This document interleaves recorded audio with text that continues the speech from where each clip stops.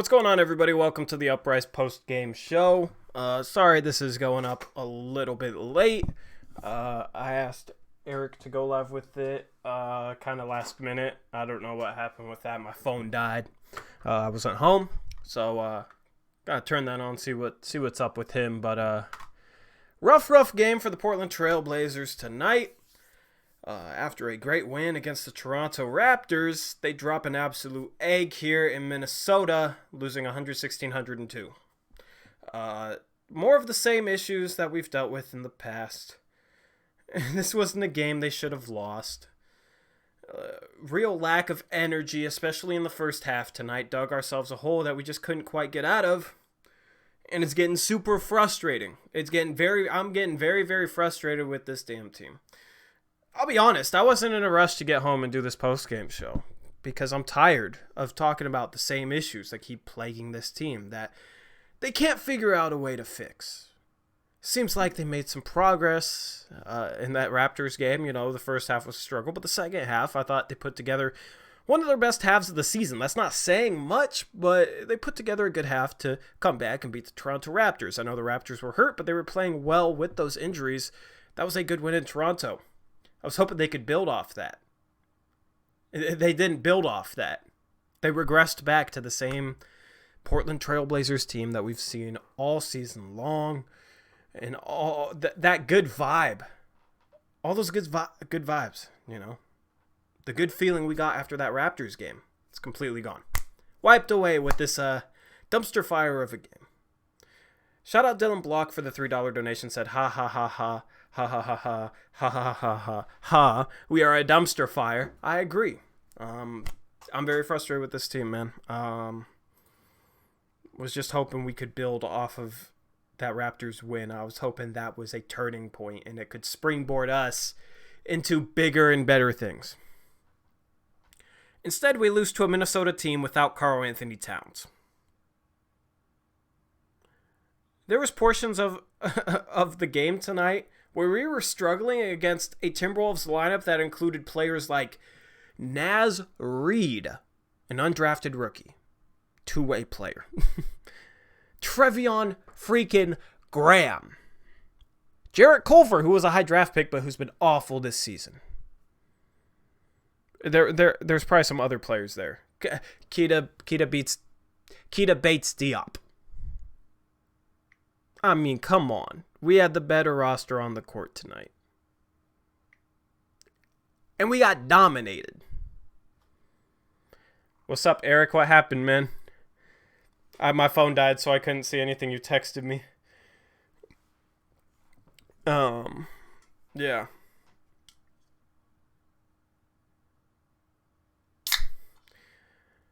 Gonna relax, crack open a Coke, and read your guys' comments for about 5-10 seconds. I'm thirsty.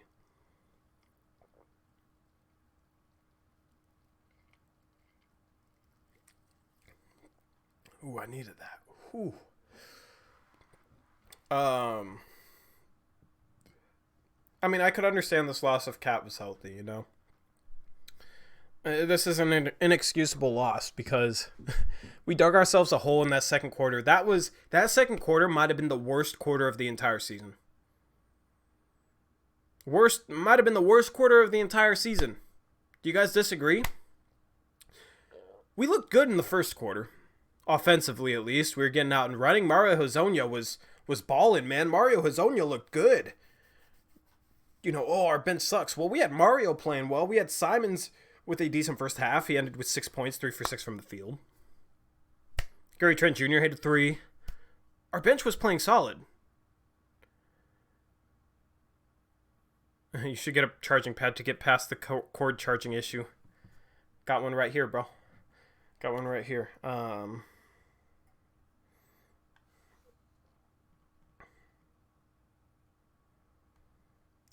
I'm going to read Eric's text because my phone died, so I couldn't check on him. Eric said, loading it now, was dealing with JP and Jason bullying people on Twitter. JP and Chad. Oh, Eric said, I just lost power at my house seconds before I started. Power just came back. Oh, but Wi-Fi and TV aren't working. Gotcha. Okay, I was wondering what happened because my phone died and I was having my guy. I was at Rec League I just hung around a little bit. I wasn't in a rush to get home, and I had my guy look up the stream, and I was like, oh, I wonder what happened. Wonder why it isn't going live. So I planned on Eric going live. Oh, Eric left a comment right there. Okay, I'm all over the place here. I wanted Eric to go live, and then I was gonna hop on. I think there's a way where he could actually go live with his camera, and then I could switch it over to my end and go like live with my camera and take over the stream. But I mean, it's all good. I mean, it's all good, Eric. We're gonna chill for a little bit. Still wanted to get a stream up. Still wanted to chill with you guys, even though 30 people in here, 20 people in here. I don't care. We're just gonna relax for a little bit. It was funny because I talked with some ex-college players at my rec league, wanted to get their thoughts on Stotts. You know what I've realized? 80 to 90% of the people that I talked to that played like high-level high school basketball or college basketball, 80 to 90% of them think Stotts is a bad coach. But apparently you have media guys on Twitter bullying people and they haven't played a lick of basketball in their life. So I'm gonna go check out what Eric's talking about, but don't let it get to you guys. But just so you know, like I don't know, you can think Stotts is doing a fine job. It doesn't even matter at this point. I mean, I don't even know, man. I don't even know, guys. Eric, let me know when your Wi-Fi's back. I can bring you on the post-game show, because I don't have like the mental energy right now to do this by myself. Scoring 13 points in a quarter shows how Stotts doesn't try to adapt at all. Yeah, I mean, there was a stretch where we were settling for jump shots against a front court lineup that consisted of Keita Bates, Diop, and Naz Reid. Stotts blamed 2 threes in the third quarter for the loss. That doesn't surprise me. Yeah, you guys who haven't used Twitter or stopped using Twitter, you're probably lucky. You got people here that bully anyone who thinks Stotts might be even like 10% to blame for anything.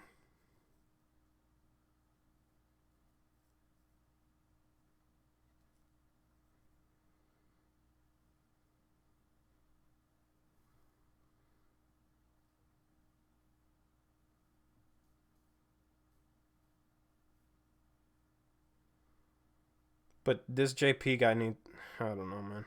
I'm not even going to get into this until I make sure I read it all. But, yeah. 0 assists in the second quarter. That's a bit of an accomplishment right there. I mean, offensively, I thought we played a good first quarter, guys. I honestly thought we did. In terms of rebounding,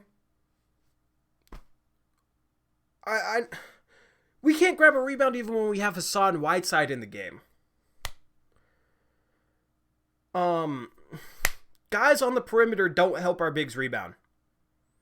That's why you'll have Hassan Whiteside with 15 rebounds and you'll have guards with 2 rebounds. Some people say, oh, Hassan Whiteside is stealing rebounds from the guards. No.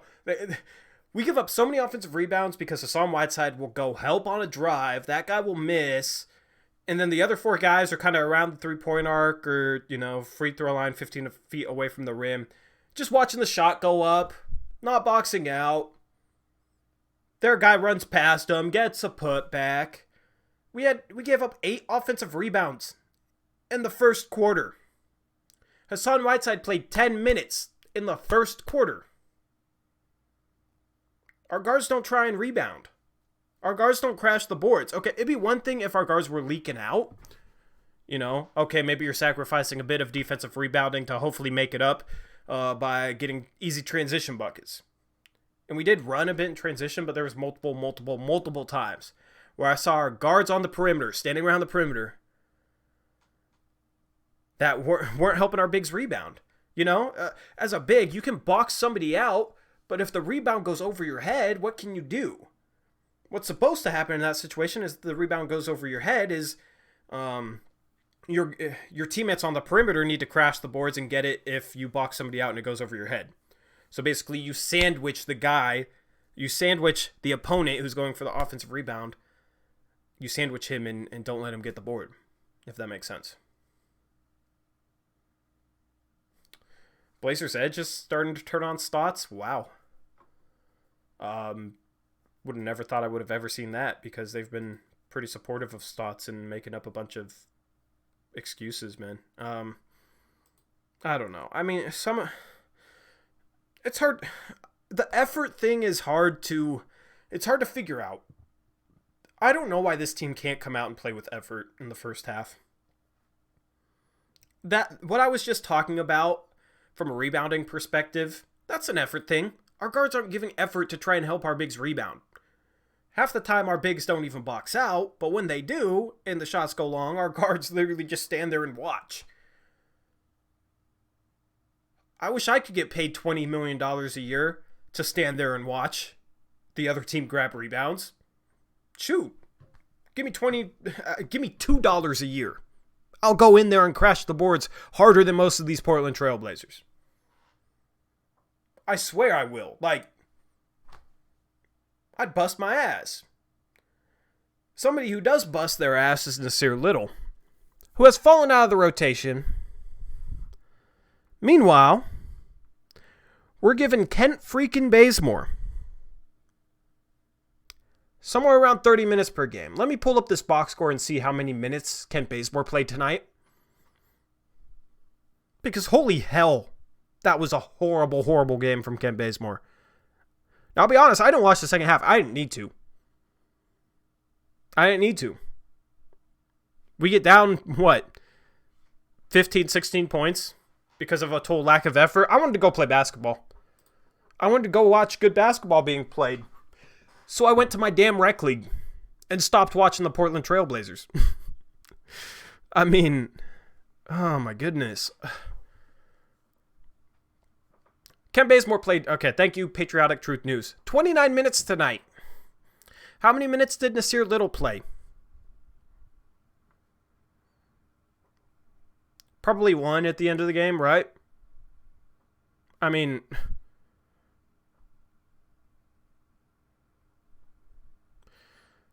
why isn't... I'm trying to pull up the stats here. My phone's being slow, I guess. The last 5 to 6 minutes or so, all in garbage time. Nasir Little, just by sheer effort, would have had a better game than Kent Bazemore tonight. But yet, Kent Bazemore can literally have 3 possessions in a row, where the first one out of a timeout, he literally passes it directly to the other freaking team. He passed it straight to Gorgie Jang. This dude's court vision is so bad that he literally passed it straight to Gorgie Jang. Oh, I don't have my headphones in yet, so I can't hear Eric because I don't have speakers. I assume you guys heard him. So let me put in my headphones. If you guys just heard that Skype ringtone, my apologies if it was loud. I let that ring a little bit too long.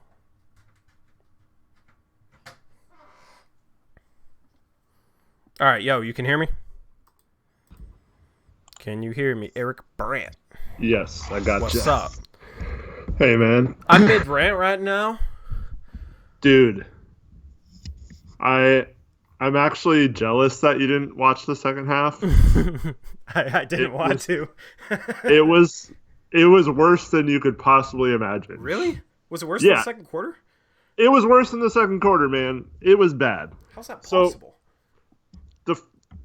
They hit a 3, and then first play, Bazemore throws when they do that play where CJ goes off a pick and flares towards the corner. Yeah, that little circle play. So he just lobbed it lazily, and Dang just runs out and grabs it in the air, and then leads to a fast break. They hit another 3 that went on an 8-0 run, and we were down 20 all of a sudden with 10 minutes into the. Yeah, with 10 minutes to go in the third quarter. Was that a different? Because there was a play at the end of the first half where they ran that wheel play out of a timeout, and he threw it straight to Jang, right? Yep. So you're talking about a different play than that? He threw it to Jang again? Yeah, that play was under the basket kind of that you're Yeah. talking about. This one was like it was more up towards the elbow extended 3-point line. Hmm. And yeah, so it's basically the same thing. It's like, what are you doing, Bazemore? And then he actually played with the scrubs the whole fourth quarter. That's why he had 29 minutes. But Terry took him out within a couple minutes of the third quarter, and he put in Simons for him, but he came back in with the scrubs at the end. But yeah, I don't understand why Little's not in the rotation. Um. Yeah, I mean, why is Kent Bazemore playing 29 minutes tonight? Why don't we hold these guys accountable, and when they play like absolute idiots, why don't we bench them for a guy who will hustle when hustling and effort is literally our biggest problem? You know what I mean? Like, Stotts can't go out there and hustle for the team, but he can, maybe light a fire under their asses and stop being such a nice guy because he's a player coach, but that's the downfall you get with players coaches. And if not that, then sub guys out when they're playing stupid, when they're not crashing when they're not crashing the boards and getting rebounds, when they're not giving effort. Hold them accountable somehow. Stotts is not powerless here. And that's what drives me crazy with these media guys. They act like Stotts is completely powerless, but if the team was playing well, they'd be giving a ton of credit to Stotts, acting like he had a ton of power and a ton of, you know what I mean? Like, oh, well, Stotts, the team made the Western Conference Finals last year with Stotts. As if Stotts had something to do with that. But then now, oh, we're injured, so Stotts can't do a thing. Hold guys accountable, okay? If Nasir Little comes in and gives effort and has 10 turnovers because he's a rookie, then fine. I'd rather watch Nasir Little turn over the ball 10 times than Kent Bazemore continuously pass it to Gorgie frickin' Jang. Yeah, that's the only thing because he has that built-in excuse for the injuries. So, like he's certainly coaching like he doesn't really have any options. I thought the first play of the game was great. It resulted in CJ getting a wide open lay-in. Mm-hmm. And the first when Zonia came in, they started pushing the pace. We're getting easy baskets. It's like, where has that been all year? Like, why don't we do that more? Yeah, we were doing that. We were doing that in the second half of the Raptors game, and then we were doing that in the first quarter. I thought our offense, we played a good style basketball the first quarter. I thought. Yeah. And then, I was watching that. I'm like, I have a good feeling about this. I have a good feeling about this game. You were right to have a bad feeling about having a good feeling. I tweeted out. I tweeted out at the start of this game. I have a good feeling about this game. Not sure. And I don't know how I feel about that. Well, oh my goodness, man.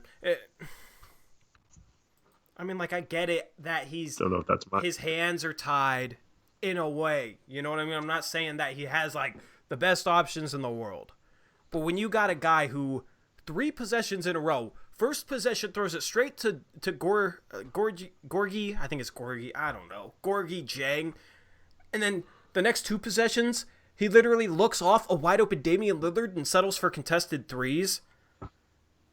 3 possessions like that in a row after he's played a horrible first half, and that's at the end of the first half. But you still leave him in the game? Bench his ass. Send a message. That's the thing. He's too nice. Send a message. That's the thing with Stotts is I don't think he sends a message when he needs to. Because Kent Bazemore plays 29 minutes tonight. He's not hard enough on the players, I think. I don't think he holds them accountable enough. You know what I mean? For silly stuff. There was a play that pissed me off. There was a play where Gary Trent Jr. was supposed to rotate out to the corner. I think it was like transition defense or something. Ball got moved to the corner. Mm-hmm. Gary Trent Jr. jogged into his closeout at 20% effort. He could have gotten there and gotten a good contest on the 3, and he literally just slowly jogged out there. This is a guy who's barely played meaningful NBA minutes in his second year, who should be hustling. You know what I mean? That guy, out of anybody, a guy in that position, young guy, getting a chance to prove himself, that guy should be the one hustling more than anybody. And he was jogging out at 20%. If I'm the coach, I'm benching him for that.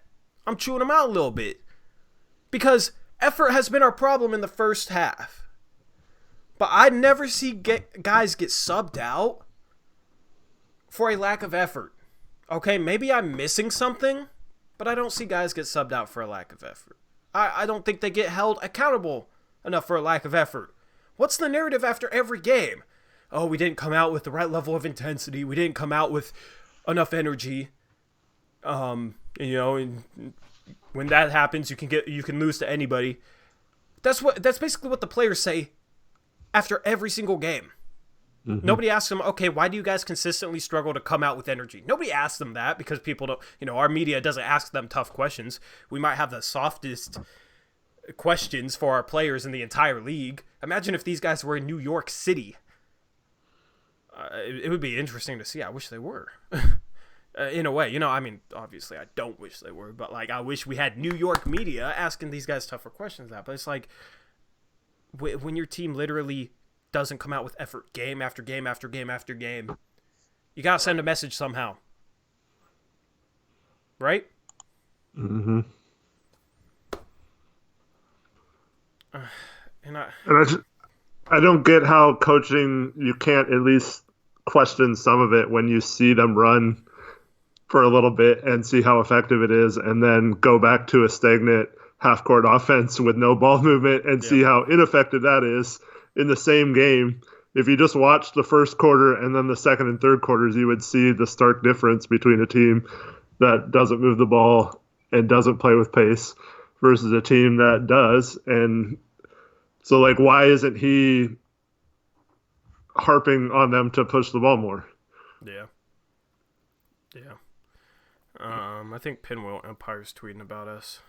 I gotta see this. Oh, nice. Because I'm gonna have to go in on these. Dude, I kind of hate you for introducing me to Twitter.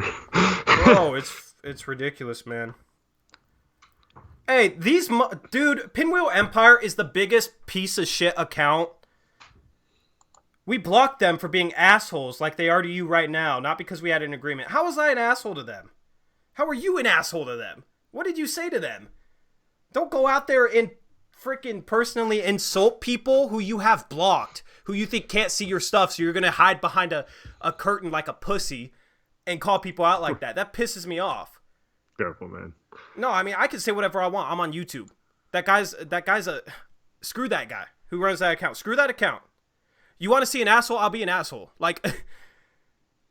If anybody's being an asshole, it's the person who is hiding behind, being able to block people and then insult them. And then make up this narrative. He said, I think it's all intentional to drive credibility to their account podcast. Got to make a name for yourself by attacking people with bigger followings. We're not attacking anybody. We're being attacked by people with bigger followings. I haven't personally insulted Chad Doing. I've been called a clown by Chad Doing. I've been compared to a flat earther by Dan Meringue. I literally have people with bigger accounts that continuously attack me. I don't attack them. So screw that false-ass narrative by that account. Honestly, man, that account is literally toxic now. That account is literally absolute garbage. Absolute garbage. That pisses me off. No, it's not we're not attacking people. Screw your false narrative, bro. I'm honestly, I'm gonna be done with True Blazer fan for even associating him with that account. I'm pissed. Don't spread. Oh, God, dude, it's literally ridiculous. It's stupid. Yeah. So, typical. That's why they blocked me, is because I called them out for asking why they're talking about people that they have blocked. Yeah. And it was Dwight Jaynes. And it was nothing. You weren't attacking them personally at all. You weren't being. They were talking mad shit about Dwight Jaynes, and then I simply asked, why do you have him blocked if he, why don't you unblock him so he can defend himself against you guys or whatever? And now they're doing the same crap to us. Yeah, no, it's ridiculous. You know what's funny? Not once have we ever told anyone who likes Stotts that they're a donkey or a clown or don't deserve to have an opinion because they're a stupid dumbass or a flat earther or anything like that. We're just saying what we believe, and people come at us for being stupid and all this stuff. Yeah. But like, they're looking stupid now because it obviously is more than just the injuries wrong with this team. And and not once did we ever say it was only coaching or only injuries. That's such a dumb narrative too. And so I got into it, Jason Peterson, tonight because he posted. It didn't have anything to do with me, but he posted the same way that he posts about us that made me mad in the past. Disrespectful. So it's just disrespectful. You know what I mean? Like, basically being an asshole. Right. He said, where are all the people that told me this summer that they would rather have Otto Porter than Wiggins? Hashtag just saying, hashtag Rip City, hashtag donkeys. Right? And so I was, and then someone responded, no comment on Stotts today. And I said, Jason's too busy purposely calling people donkeys so they get upset and respond. And then he pretends like he's better than everyone else. Yeah. And then Jason Peterson said, oh, look who comes in upset again, just like clockwork. And so I said, so you're admitting you're being an ass to people on purpose? And his only response is, why do you follow me then? And it's, so I can see this when you tweet it? Yeah. Yeah. So I said I used to respect your work on sports radio for years in the Portland area before seeing you tweet the last few weeks. And then he says, well, donkey isn't something that I just started using. Nobody else says anything about it. I'm not sure why you're so offended by it. Good to know I had your respect at one time.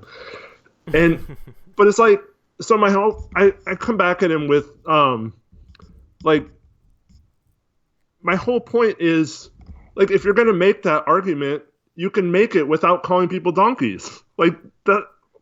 It's the same thing that apparently I'm too toxic, even though I don't call people donkeys. You know what I mean? Or donkey city, whatever the hell, like, childish insults they have, right? I don't do that, but I get called out by Keith. For being sarcastic about our injuries directed at nobody. You know, you being too toxic. Wonder why I'm being a little bit sarcastic. Because I've been called a donkey, I've been called effing stupid, I've been like a number of different things. And then he says, in the end, I can't find the one. He said something about you too. Oh, of course he did. I wasn't even in the chat, but he's going to talk crap about me and then say, oh, they're trying to attack people with bigger accounts. Why are you talking about me then? I think he deleted this, but he's like, you and your boy just start crap on purpose. He used the S word, but like, and you're not interested in having any conversation, just arguments or whatever. And so I was like, well, I responded to your tweet about Wiggins with a valid point, and you didn't respond back at all to that. So where's your discussion there? And he's like, I've written plenty about Wiggins. If you want to know what I think, just read my tweets. So you guys don't want to have a discussion, but if you reply to me, then I'm not going to respond to you. You just need to read my stuff. What the fuck? That makes no sense. Yeah. So, I'm fairly new to Twitter, so I wouldn't know about you like calling people donkeys in the past, but I said, you know exactly what you're doing by hashtagging donkey in your post. And I said, I thought you provided some good basketball analysis, but I was gravely mistaken. and then he said, again, don't follow me, you know? I mean, yeah. But anyways, so he put, I said, oh, you're going to have to block me if you don't like me calling out your bullshit like Pinwheel Empire does to anyone who doesn't kiss their ass and agree with everything they say. So that's probably why Pinwheel Empire got involved. Oh, yeah. Yeah, but they had already blocked you when you really didn't say anything disrespectful to them. You were just basically like saying, like, why are you attacking people that can't see what you're saying about them? This is literally all you did. So, yeah, apparently you were being an asshole. Even though they're the ones who are attacking people that they have blocked. And then he said, I find it ironic you're upset with me using the word donkey while you reply using swear words like that. Like typical. That's why I said like the whole bullying thing, because that's like a bullying thing. Like you try to you try to turn it around on your victim, you know, and like it's just it's like, stupid. You know what's funny is they wouldn't say any of this crap to our face. No. Not at all. Yeah. I mean, I'm just saying 6'4" and 6'6". I'm just saying, bro. They don't want I'm trying to find. So there was one. there was one response he had that was ridiculous. It might have been in the one he deleted about you. Yeah. But he basically says, but then Chad started retweeting all his. Oh yeah. Like every time. Respect for Chad. Every time he called me a donkey and stuff, like Chad would retweet it and shit.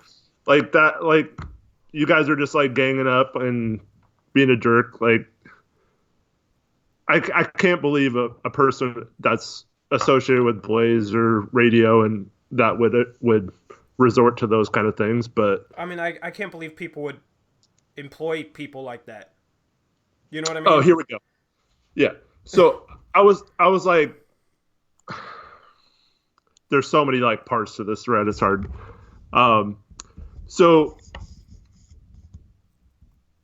He like did the quote tweet thing instead of replying. And then he says, when I say injuries have changed the course of the season, you consider it BS. Call me out all you want. You will never convince me this on Stotts. Fine. I said, see, that's not true at all. I don't have a problem with anyone who thinks that way, nor do I care about changing your mind if that's what you want to believe. What I have a problem with is when you try to say that if someone doesn't agree with your take, that they're a donkey.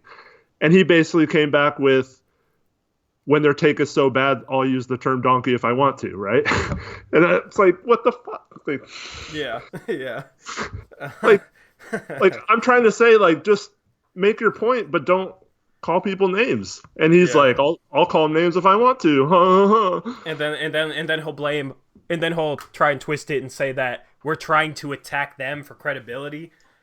The hell does that even mean? How does it make us more credible if we attack them? Number one, we don't attack them, but two, how would it make us more credible if we attack them? Yeah, they don't have that kind of power. Like it's stupid, bro. Not once have I ever tweeted at any person thinking, "Oh man, if someone sees this tweet, they'll like maybe look at our show or something." You know, like I'm just like trying to have a conversation. Like, so he's trying to say that if he uses the word donkey, his take is so obviously right that you can't disagree with it.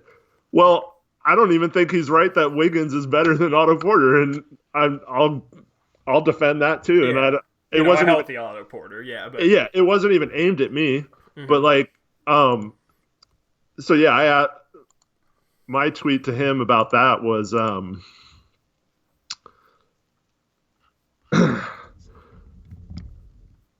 hold on, I'm finding it. I'd say this. I just hate dealing with people on here. I'd say this. Better fit around Dame and CJ is going to be 3-and-D wings. Not guys who don't play defense and who are inefficient. Andrew Wiggins has been more efficient this year, but past few years he was super inefficient, didn't rebound, would have contributed to our like poor style play, wouldn't have fit with Dame and CJ. Everyone's saying how great Wiggins is this year, right? He's scoring, this is my tweet, he's scoring 24 points a game on 20 shots per game with a true shooting percentage of 53.2%, which is terrible. Below average efficiency, yeah. But it's better than his 49.5% of last year, so everyone thinks he's much improved this year because it's 4 points higher than like one of the worst true shooting percentages for a good player, quote, good player in the league, you know? Yeah. And he's shooting 32.3% from three and has a negative defensive box plus minus every year he's been in the league. So why are you praising him exactly is what my question was. Yeah. Meanwhile, Porter is a 40% three-point shooter, better defender. He doesn't take 20 shots a game, so he's not going to average 24 shots like Wiggins does. Yeah. But that doesn't mean Wiggins is a better player or whatever. And it's not like hashtag donkey if you don't think Wiggins is awesome, because he's not. Yeah. He's not that good, and his contract is terrible too. Nah, but he doesn't want to have, you know what I mean? That's the thing. You make a great point and he ignores it, but then he bitches at us saying that we don't want to have a conversation. While he's calling people names. No, it's amateurish, it's childish. These guys are literally children. These grown-ass men are children. They're childish. They're childish. Like, this stuff is so elementary school-ish. Like, I'm tired of it. I'm just like, shut the... God, dude. It's ridiculous, man. Screw these people, dude. I'll make a hit video on. I'm fed up. I'm gonna try and expose them. You guys, if you're on Twitter, you better retweet the video that I'll be making in the next couple of days, because now I have the motivation. Because I'm pissed with the way they're treating people. It's funny, Well, man. Like, I literally 80 to 90% of the. I don't know. I'll get into that later. But go ahead. well, I mean, all you have to do is go back and mention all the tweets where Chad called you out when you weren't doing anything, and all of a sudden, But somehow I'm attacking him to try and gain credibility. Yeah. yeah. Screw it, man. I'm pissed. Sorry, guys. I'm pissed. This stuff pisses me off. It pisses me off when grown men act self-righteous and, like, basically try and bully people who don't agree with them on Twitter because they have a platform. It's childish as hell. That type of stuff shouldn't fly. It's ridiculous, dude. I would never employ people that would do that. If I was a company, I wouldn't employ people that do that. Like, I'd try to be open to literally almost any opinion. Like, Dame bashing, I think, is kind of ridiculous, but I don't go out there and insult people over it. You know, Right. I mean, it's like, I'm a YouTuber. I hold myself to a higher standard than they do. What the how? God, dude. I don't even know if Jason Peterson's associated with anything anymore other than his own I mean, thing. it wouldn't surprise me if he wasn't. But he has 2,000 followers, so it can't be doing that well, you know? Yeah. I mean, I don't know if that's a lot or not, but No, I mean, I didn't even know how many followers we had, so why would I be trying to get clout from his followers? Yeah. No, damn dollar, we're gonna expose this stuff. We're gonna take it up a notch. We gotta defend ourselves, and I can explain it better in a video. I'm gonna drop a video, and they're probably not gonna watch it, but it'll literally just be a video like, watch this if you want the truth on Pinwheel Empire JP's perspective. I don't know what I'll title it, but it'll be something like that, because people need to realize what these guys do, man. Randall Pink Floyd, focus on the rap. I'm not gonna focus on the rap on a post-game show, bro. I mean, like, we can talk about the game, same stuff, different day. Like, I mean, it's just like, it's just the same stuff. I need the trade deadline to be here, man. I need the trade deadline here. Randall Pink Floyd, you have 12 followers. Yeah, it just looks more legit if it has more retweets. So spread it. Your guys' engagement on Twitter is really good usually. So I don't even have to ask all, but like, people need to see this, man. Because I'll put up screenshots, I'll put up everything. I'll literally wreck these guys.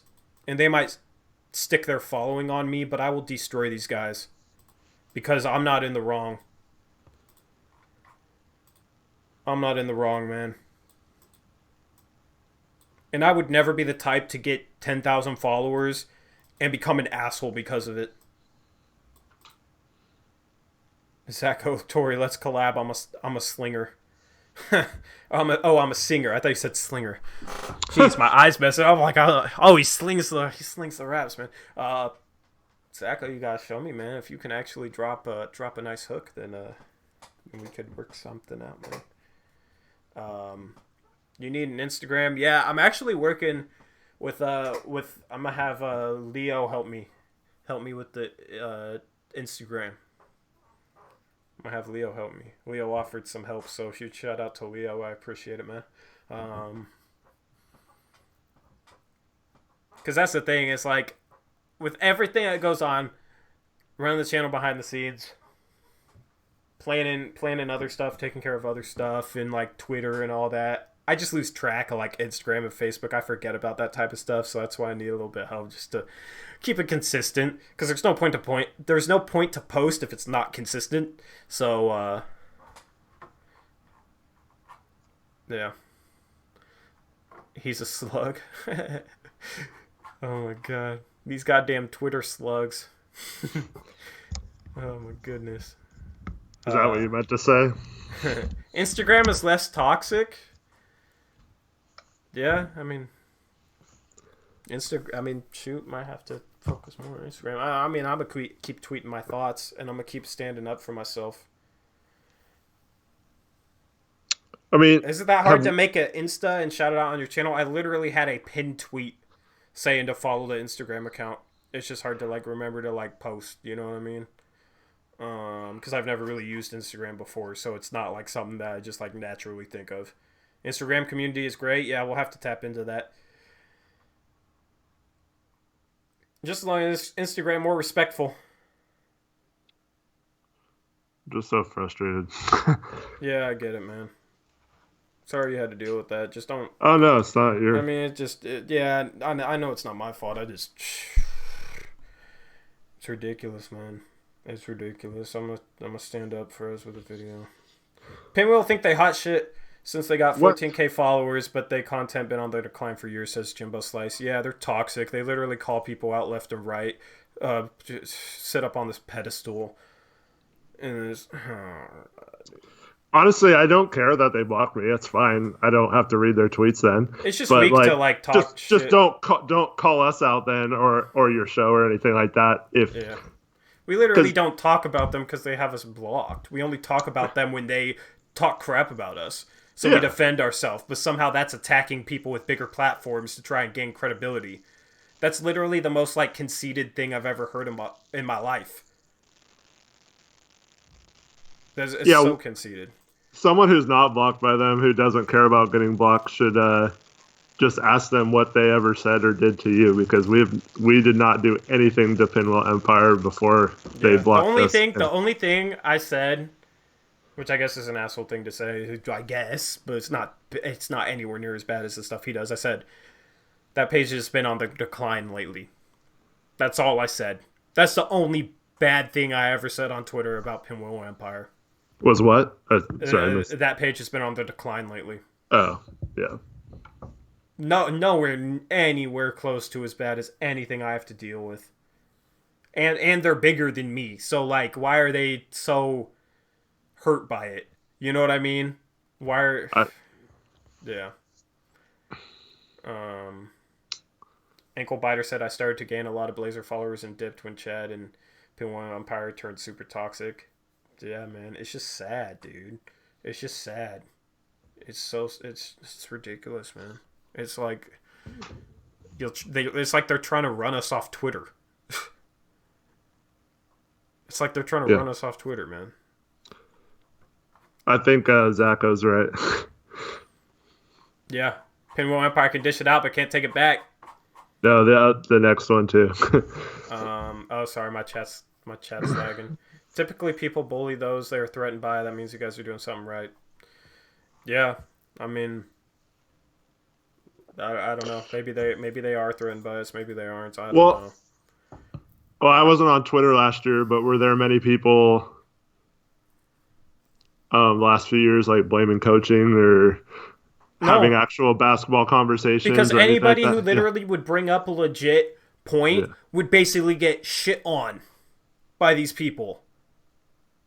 They would literally get like bullied by these people, bullied into silence. So nobody ever said a thing. The only people that say a thing is the people that were like being like toxic with it. You know what I mean? Like Stotts is such a piece of shit. Like, you know what I mean? Like people like that. The same people that would like bash Dame and bash like anything, you know?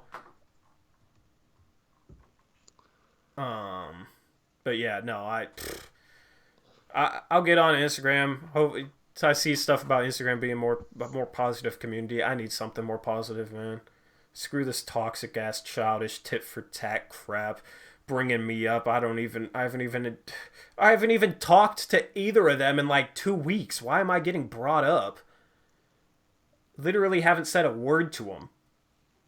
Also, I wonder if Keith saw it. Because Keith trying to tell me about being less toxic because he disagrees with me. That's it. You know what I mean? Mm-hmm. Yep. Because he ain't saying anything to them. Maybe he didn't see it, but like that disappointed me as much as anything. The way that Keith's been. I mean, I literally spent like 10 to 15 hours like working on his podcast logo for free. and that I was going to like revisit it now I've been working with Photoshop and like make it better and touch it up and just to do them a favor, right? Because I'm that type of person. Like, and here he is, like, I made a sarcastic tweet about injuries comparing him to the Raptors, and here Keith Feltner Smith of the Trailcasters is sitting here like calling me out and attacking me for it. But then when I deal with it, he's nowhere to be found, doesn't say anything. Mm-hmm.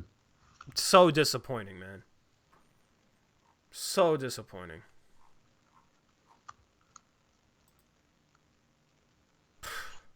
I mean, like, that's the thing, is I created for it. I didn't do it for clout or for, people to think, oh, you're a nice guy. You know what I mean? Like, nobody, I don't even know if anybody knew I created that for them. I don't even know if they shouted me out or anything. I don't know. I didn't care. I was just like, here, I'll work on something for you because he needed a new graphic. And it's not that great, but I was going to touch it up now. I learned Photoshop. It was going to look cool.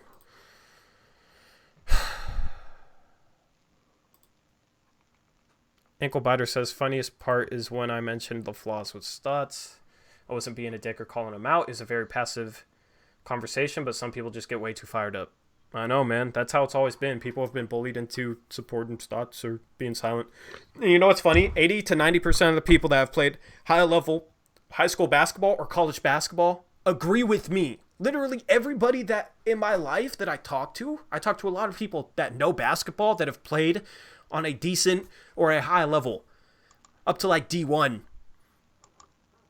And almost every single one of them agrees with my takes on Stotts. Like, I'll ask them without saying anything, without them knowing, and they'll have the same takes as me.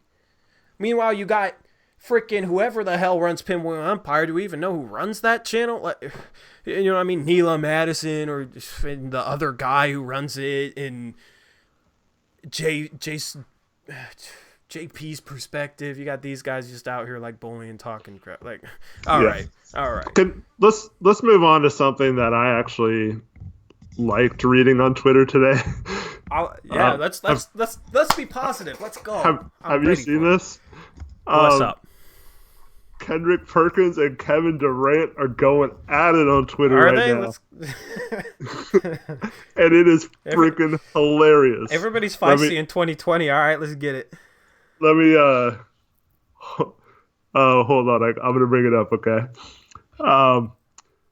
So Kendrick Perkins tweeted, in about 30 minutes, I'm going on to give my opinion on SportsCenter on why I believe that Russell Westbrook is the best player to have ever put on an Oklahoma City Thunder jersey. He is Mr. Thunder, right? That was his tweet. Yeah. And then, so someone responded to him. He put together the best career with that organization, but he's definitely not the best player to have ever put on that jersey for them. Come on, Perk. And then he said, hey, Kevin left that door open and Russ walked right in. And then this other guy, Mark D'Amico, I don't know who that is, but he says, I think Russ walked right into the door, called second round of the playoffs 3 straight times. And then Kendrick Perkins said, KD lost in the second round without Russ when I was there, so what that mean? And then Kevin Durant said, yeah, and our starting center, Kendrick Perkins, averaged a whopping 2 and 3 during that series. You played hard, though, champ. Oh, my God.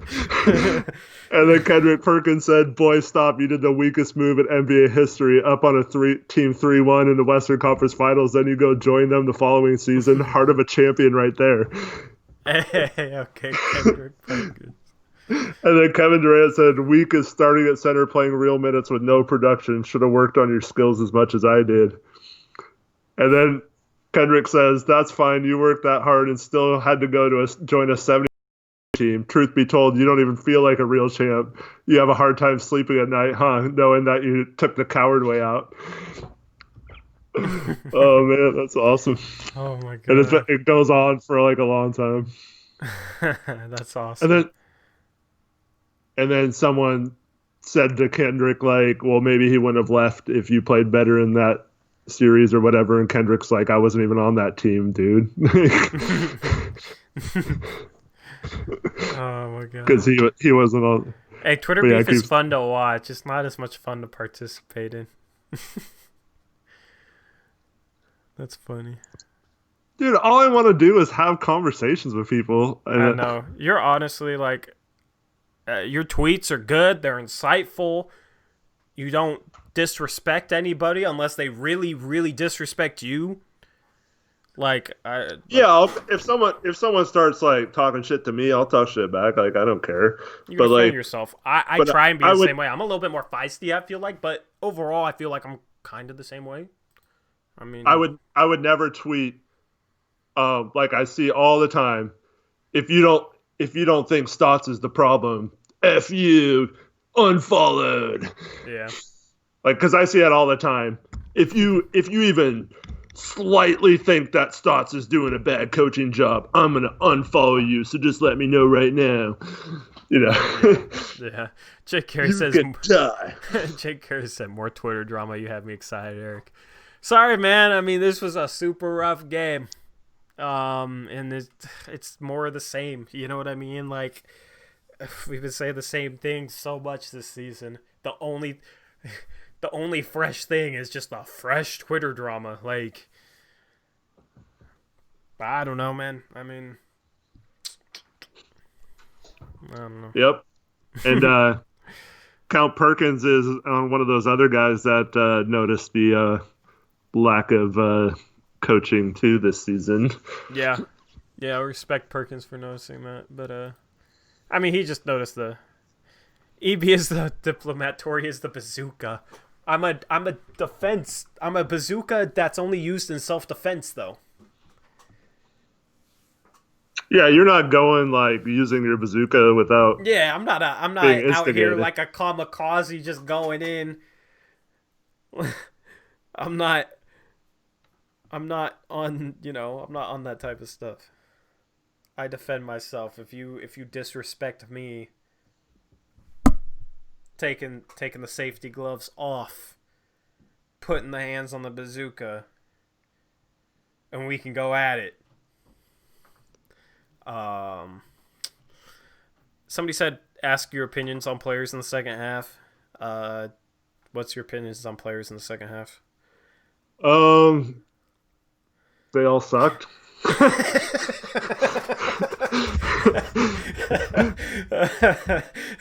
I mean, I don't.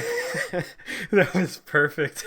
I mean, I guess you can point out some positives in the fourth quarter that we had a lineup of. He punished Bazemore by making him play with this lineup, but he didn't really do much. Simons got hit in the head and had to get stitches, so he didn't play either in the fourth. So it was like Horde, Little, Trent. Horde. How'd Horde look? Horde was fine. Like, I mean, he didn't really do anything great, but he didn't do anything bad either. He played the passing lanes on almost got a couple steals. Was he playing hard? I like his athleticism. Yeah, of course he was playing hard. So was Little. Of course, that's like in his DNA. Yeah, I didn't understand why they didn't go to those energy guys earlier. But he actually put when he benched Bazemore in the third quarter, he put Horde in, which was really weird. But we were down like 20 plus. But then I saw some people who like never criticized Stotts start to question why Dame played the whole third quarter when we were down like 27. And we were down 27. Oh, we were down like almost 30 at one point. Damn. Yeah, it was around 30. Yeah. That's the one thing that Chad Doing will question him about is like overplaying Dame. That's the only thing. I wonder if he thinks he's a donkey himself. I don't know. But that's the only thing. That's the only thing I see like people criticize him about that like are usually defensive about him. But that's like such an obvious thing. It's like, why the hell would you play Dame? Get the man some rest.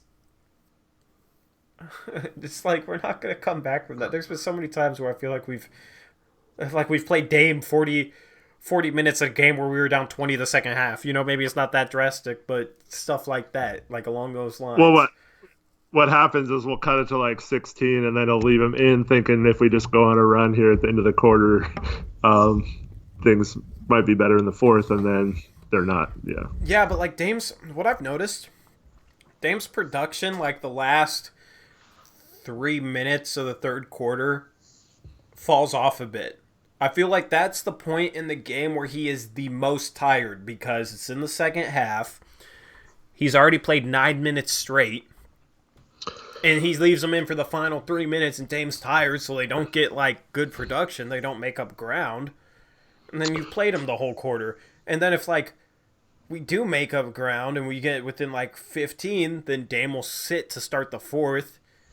We'll lose traction, or if we somehow like keep it around 10 to 15, then he'll sub Dame back in like 4 minutes into the fourth quarter. So you got Dame only resting for like 4 minutes in the second half. You end up games where Dame plays 40 minutes, 38 minutes, where you don't even cut it to single digits.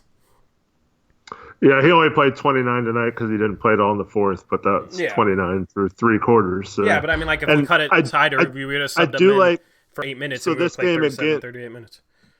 He took Dame and Whiteside out with like 2 minutes left in the first quarter, which I do like seeing, that he's kind of switching a little bit.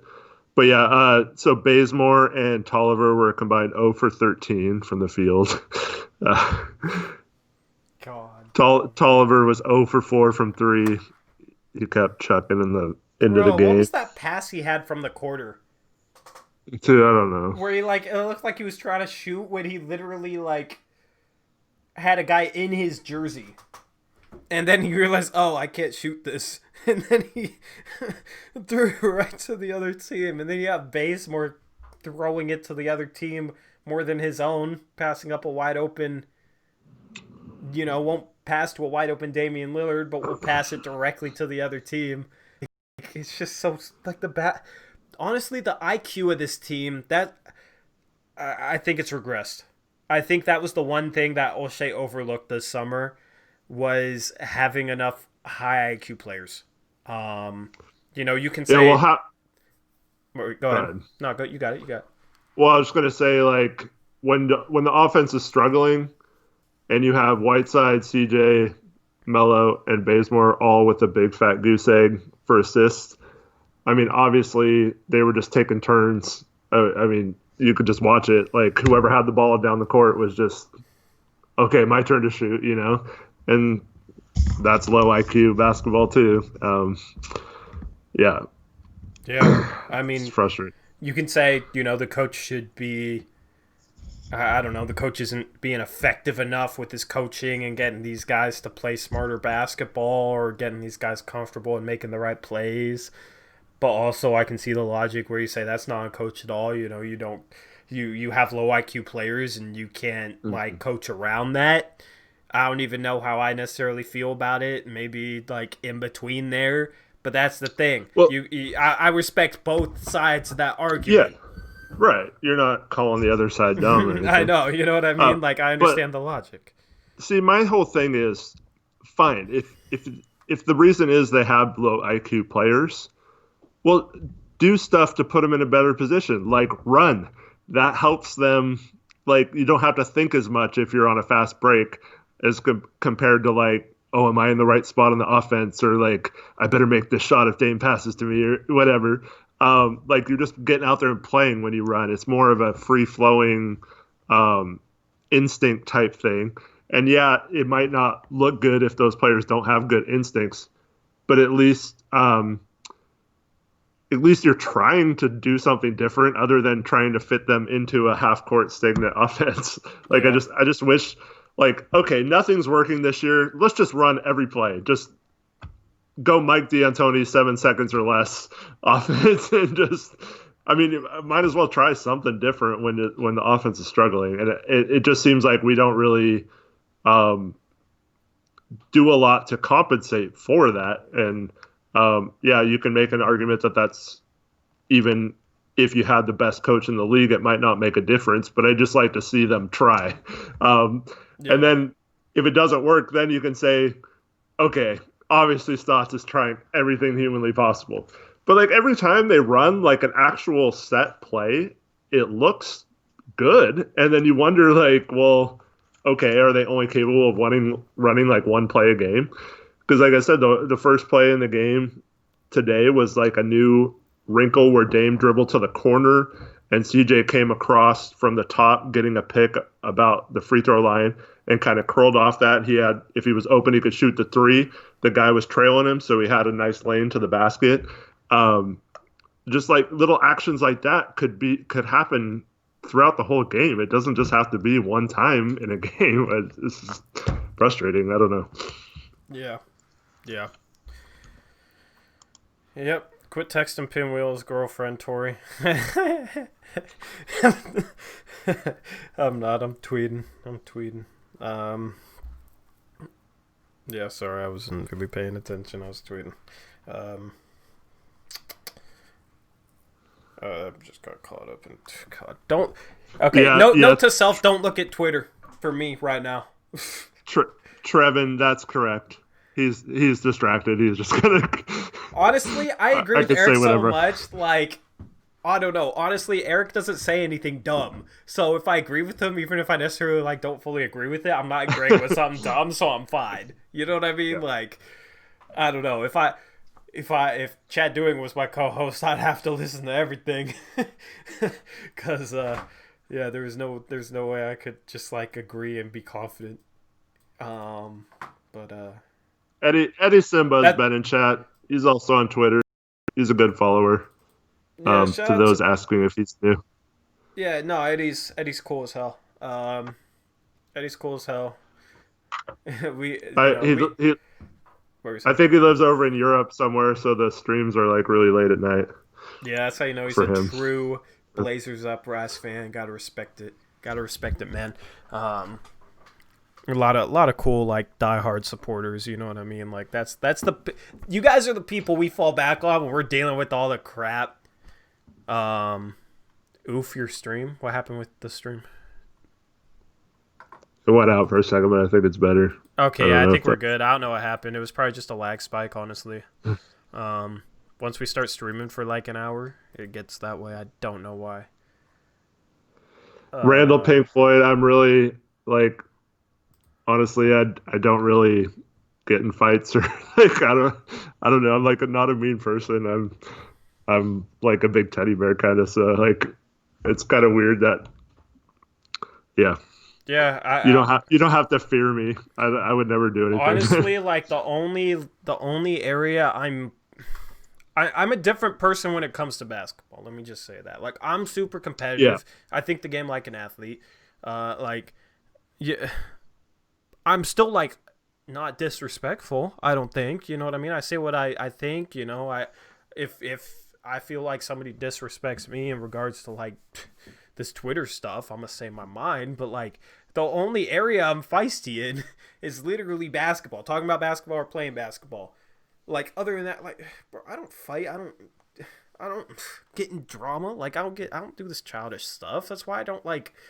I don't know. I see people that tweet a certain way, and it's like almost makes me think, man, do they have like a lot of drama in their life that they're just used to like talking this way because they have to, or that's how they react to things? Like I don't know. It's just strange to me.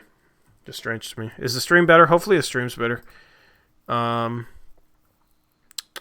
2 months until You know what's Zach and funny Nurk, too? hopefully. Yeah, I can't wait for real big men. What were you saying? Yeah. Oh, I was just gonna say. So Jason, whatever that guy's name is, he was saying how like all I do is argue with him. But there's been several times lately where I've been like, you know what, I actually agree with that, like good post or whatever, and he doesn't say Mm-hmm. crap about that, you know. Hey, Of save course them not. as screenshots. Put them in the Yeah. cloud that we have because I'm definitely making a video and I'm putting this to bed, man. Because I'll show that tweet and then I'll show you if you send me the tweets of you agreeing with him constantly and him not replying, then him like crying to you about not having a basketball conversation, and we can go to work. What's up, Robbie?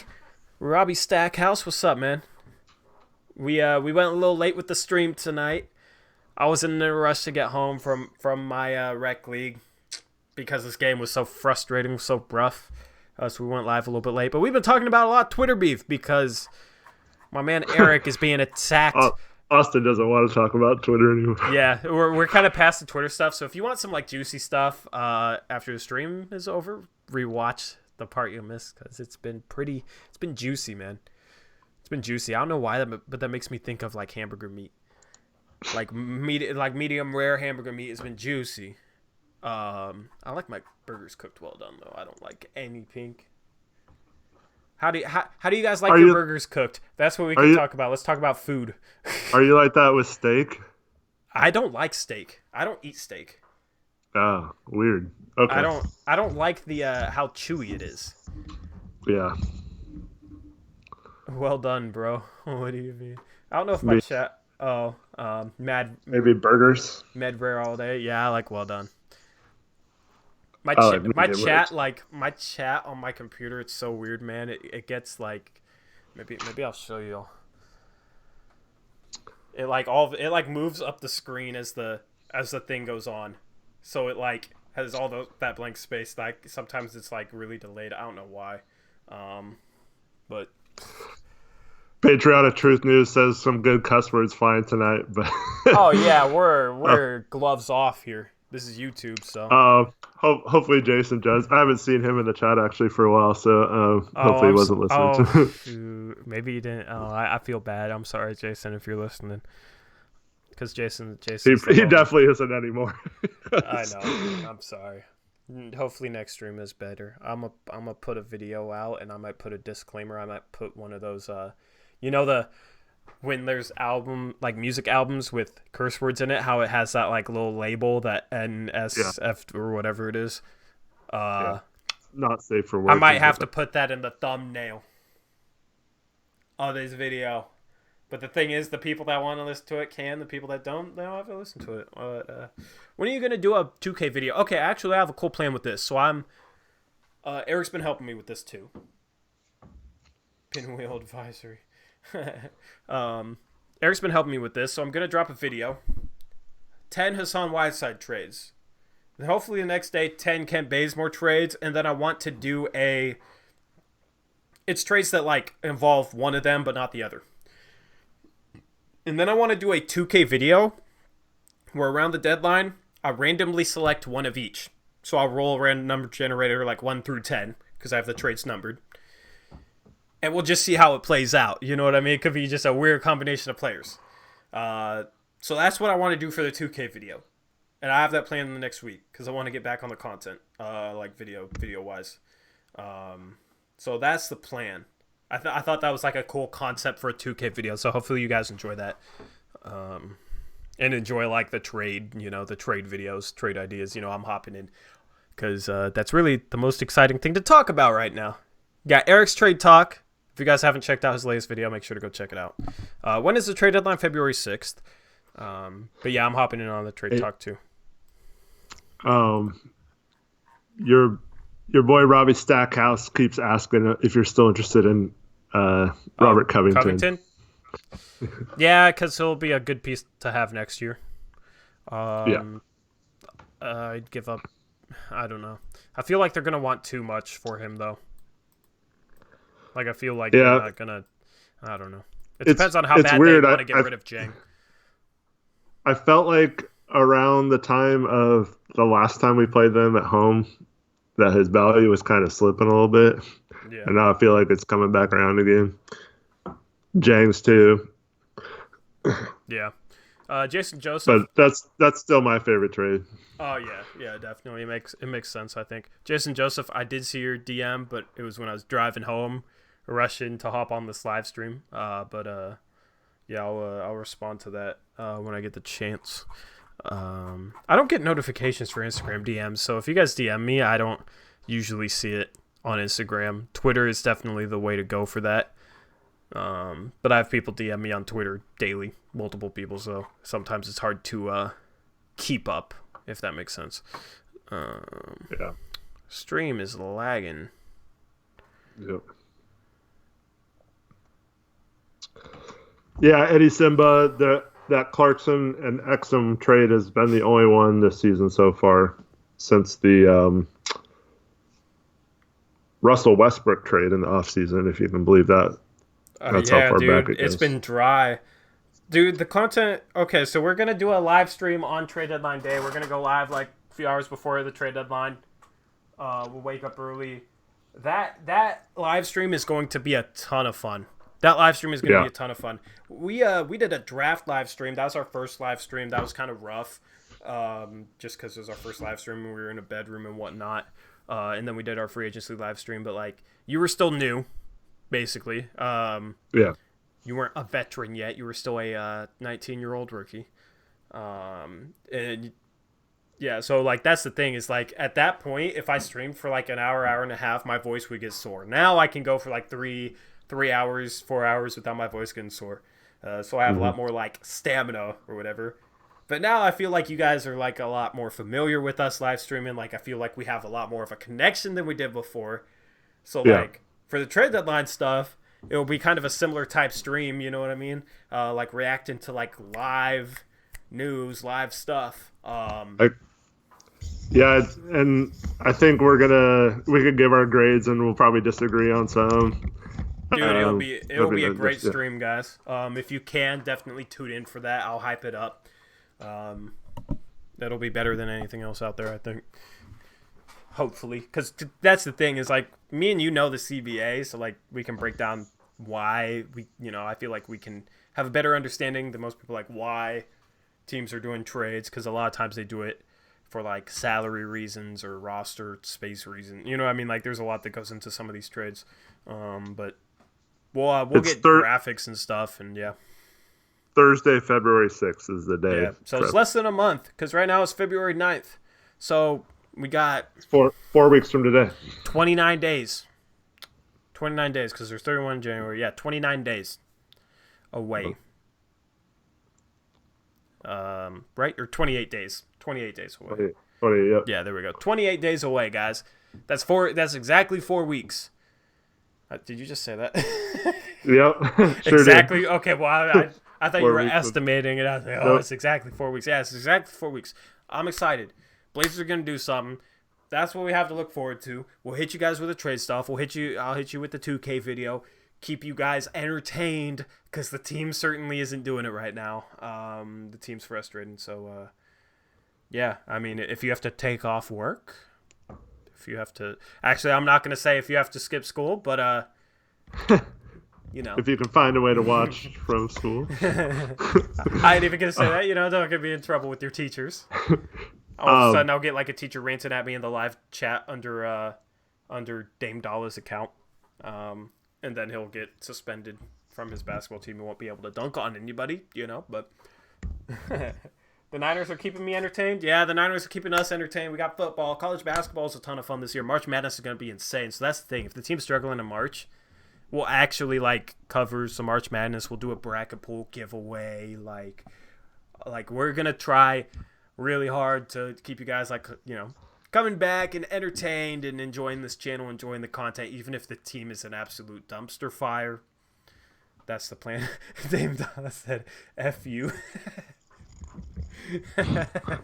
Why me? Because you're the one guy off the top of my head that I know is in high school.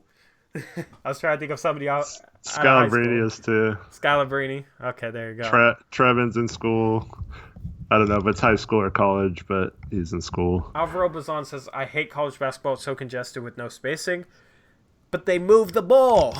They move the ball. Like, I don't know. I like watching the offense. And from a scouting perspective, it's interesting to watch certain players.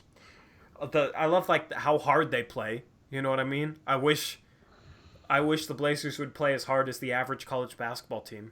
Guys that aren't getting paid. You know what I mean? They're busting their ass. They're diving on the floor. They're playing hard as hell. Are the Zags still number one? Yes, my Zags are still number one. So other sports are looking good for me right now.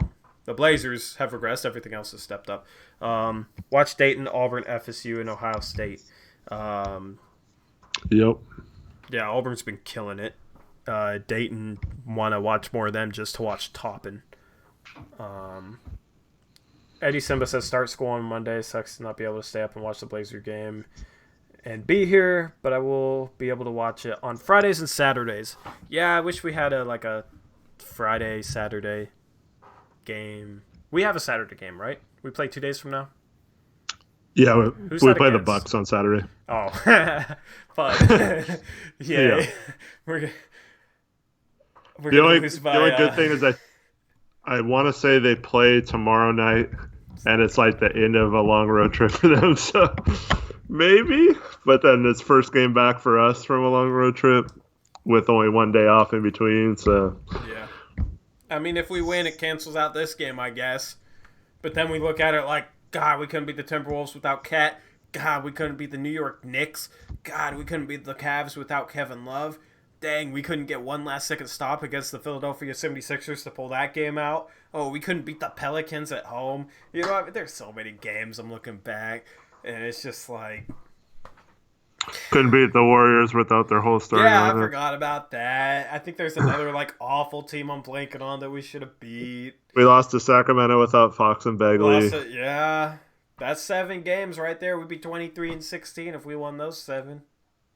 That's with our awful record against winning teams. Still, only what 4-14, 4-15. Right? What are we against winning teams? Do you know off the top of your head? Yeah, it's like 4-14 or 4-15 because we beat Yeah. Toronto. But yeah, And 2 of those wins were against OKC when they weren't playing well. yeah. One of those wins was against Dallas on the road when they still weren't really established. Still, like, had a lot, Porzingis and Doncic are still getting used to each other. When we had Collins for half that game and Hood, we were healthier. Yeah. Did you see that whole thing with Curry and Giannis after the last game? Golden State Milwaukee game last Yeah, night. dude, if Giannis went to Golden State, I'd be so annoyed. Did you see what Curry said? Yeah, he said he was trying to, like, link up with him on PUBG. It's like, that is the worst lie, bro. Seriously? Yeah. I mean, maybe he's not lying, but who plays PUBG anymore? And yeah, like there's no way he'd be talking to Giannis like they would be an unstoppable force on that game. We'll be an unstoppable force on PUBG, man. Come join me on PUBG. Yeah, right, man. Yeah, right. And it was funny because there was like a tweet that I saw that had a picture of him talking to Andre Iguodala like post game with like his hand on his chest when Iguodala was playing for the Nuggets, and then like with KD when KD was on the Thunder, like you could tell he was like buddy with him. There's one with like Cousins too. It's like, Giannis, just stay in Milwaukee, man. You'll win Giannis, if he stays in Milwaukee, will win a championship with Milwaukee. He'll be beloved. He'll be the greatest Buck ever. Like, he'll have it good. You know what I mean? He can make get that insane supermax.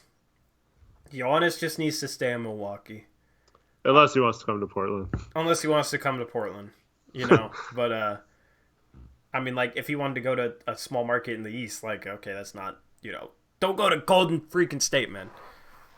Wait, like, carve your own path. You're better than Steph Curry. You are possibly the best player in the league. Playing for a small market that has put a good roster around you. They're like 32-6. Stay in Milwaukee. Yeah. He could honestly, like, I could see him winning 3-4 rings if he stays in Milwaukee the next 10 to 15 years. Because, like, he'll be good at 34-35. Chat brought this up, so I'll give them credit. Don't forget Kareem Abdul-Jabbar played for Milwaukee for a while. I know. And I think he won a title. Yeah. Giannis can still be the best Buck ever. Okay. Honestly, if he won 3-4 titles with them, playing at this level, I think he'd end up being better than Kareem. Honestly. That's a hot take. Yeah. That's a bold take. But I think he would be. If he played at this level for 10 years. The thing is, he's how old? 24? 25? He's literally getting better each year. Let me look at his per 36 stats. Kareem only played 6 years with Milwaukee. That's a great point by Jake Carey. I didn't even know that. I didn't know how long he played with him. Yeah, 6 years with Milwaukee. So if Giannis stays there his whole career, playing like this, just turned 25. Yeah, he's just getting better. You know what I mean? Like, Giannis, if he stays in Milwaukee, I think he'll end up being the best Milwaukee Buck ever. I think he could win 3-4 championships. Like, why leave and go, like, team up with the super team? Just don't do it, Giannis. I respect the hell out of Giannis. Especially, like, I'll lose that respect if he goes to Golden State. Like, not as a person, he's a good person. He's not like, bitter like Katie. You know what I mean? But just don't do it. Yeah, Kyle Wilson asked if you guys, let me find it. Something about, like, do you have a problem with players being so friendly nowadays? Honestly, after games, like, I don't know, I put myself in an NBA player's shoes. Mm-hmm. I wouldn't want to be friendly with players after games if I lost. Yeah. I'd be mad. You know what I mean? Like, I don't understand it. Like, the competitor in me, I wouldn't want to be like friendly, like, hey man, hope you have a good night. Let's link up, play some PUBG. Like, Steph Curry's out, so I mean that's different. But like, I'm not gonna be Right. like that after I lost. I'm like, damn, this guy just beat me.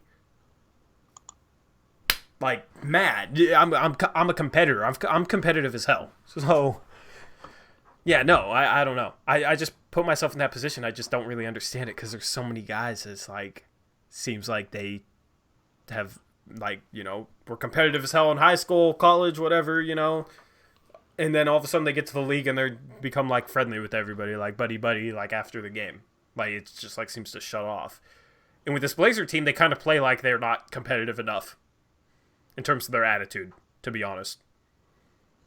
So it bothers me even more when they don't play competitively and then they be all buddy buddy with guys after the game. But yeah, I mean, let me just dive into Giannis' stats real quick. 31 minutes a game this year. 31 minutes a game. That's important. 30 points per game. 13 rebounds per game. 5.5 assists per game. Over a steal and a block. Like, great defensive player. Per 36 minutes, just to, like, if he was, if the Bucks weren't so good and you had to play 36 minutes per game. 35 points per game. 15 rebounds per game. 6.5 assists per game. His true shooting percentage, 61%. Box plus minus is a whopping 12.4. 7.8 offensively, 4.6 defensively. Win shares per 48 is 0.3. 0.30. 0.304. That's insane, dude. PER 33.4. Like, this dude statistically this season is absolutely amazing. I feel like it's actually going under the radar a little bit because, like, his per game looks really good, but people aren't realizing he's only playing 31 minutes per game. You assume a guy putting up those numbers is playing like 36 minutes per game because that's usually what pretty much all stars play. But they're blowing out so many teams, he only has to play 31 minutes a game. And he's still putting up those numbers. That's insane, dude. Yep. So, he's MVP again this year. yeah. Easily. With how good that team is, they haven't voted a repeat MVP in like a decade, I think. Oh, no, Steph Curry was a repeat MVP. That was the only one in the past, like, 11 years, I think. 10, 11 years. Giannis should win it again. They shouldn't get voter fatigue and votes for somebody else. Giannis is just too far ahead. Trevin says to check your mentions on the Blazers Uprise. I don't know. Blazers up mentions on So on Twitter. Yeah, so Where? Pinwheel Empire is like responding to a conversation Jason Peterson and I have, and I can't see any of their tweets, so I have no idea what they said. But it's stupid because They like called us assholes, and I have a different account that I can see them on. Peace out, Eddie Simba. He said, Later, guys, man. gotta go have a game tomorrow. Gotta get good sleep. But on the next stream, I'll be here from the start to the end. Blazers Uprise, most underrated channel on YouTube. Appreciate it, man. Hope you have a good night. Hope you have a good game tomorrow. Next time you're watching a stream, let us know how your game went. I didn't realize you were playing high school basketball. I'm guessing. You gotta let us know. And let us know how you do. Hopefully you have a good game tomorrow, man. My luck is with you, bro. My good luck. Tori has a burner. No, it was like my original like high school Twitter account. And then I made a new account for YouTube. The thing is, they might be helping me get more clout because I gained 4 followers tonight, and I didn't really tweet a ton. I don't know. But we ain't gonna get back to that. We are not gonna get back to that, bro. Eric's making a burner as we speak. Eric Brandt's the best ever. 420. I don't care about enough. Later, Leo. Have a good night. See you, Leo.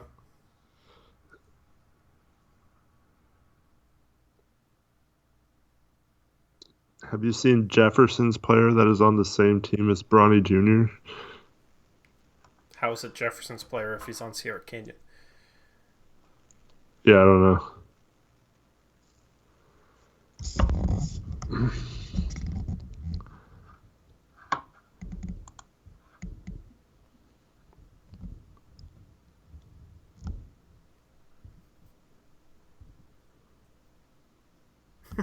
JP says somehow we backtrack when given the opportunity. He wants to have a conversation, but he ignores us when we say stuff that could actually spur an actual basketball conversation. So I don't get it.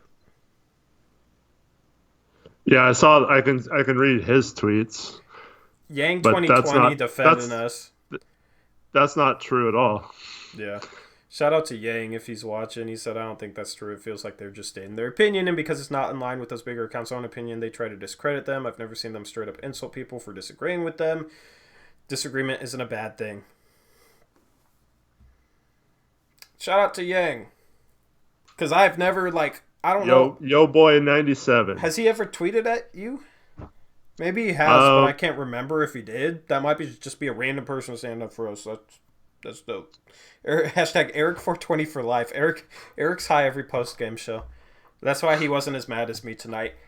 You would have heard stuff breaking in the background if he wasn't high. I'm just kidding. He's not high. But yeah, actually, you can't get in trouble because you own your own business and you live in Oregon. So it's not like me lying about it. Honestly, I've never done any drugs in my life. So you've never smoked weed once? Not once. I have no problem with people using it. It's just not for me. I had the worst experience the first time I legitimately got high. Oh, really? I literally felt... Okay, so I played one-on-one. It was when I was in college. I played one-on-one earlier in the day. This dude just lowered his shoulder, drove into me. I felt my back kind of pop out of place.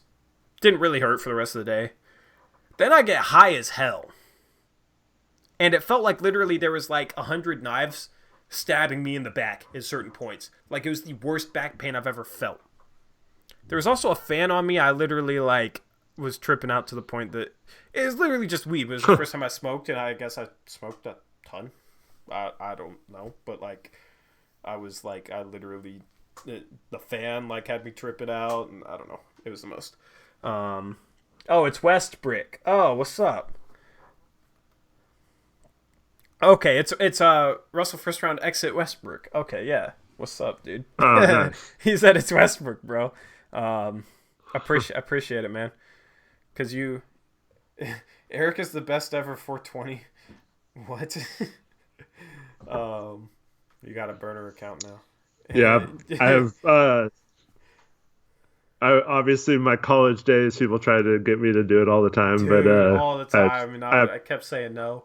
The one time I said yes. I have absolutely. Like I said, I smoke whatever you have. I don't care. It's just not for me. I don't want to. Eric stands up to peer pressure. That's inspiration, guys.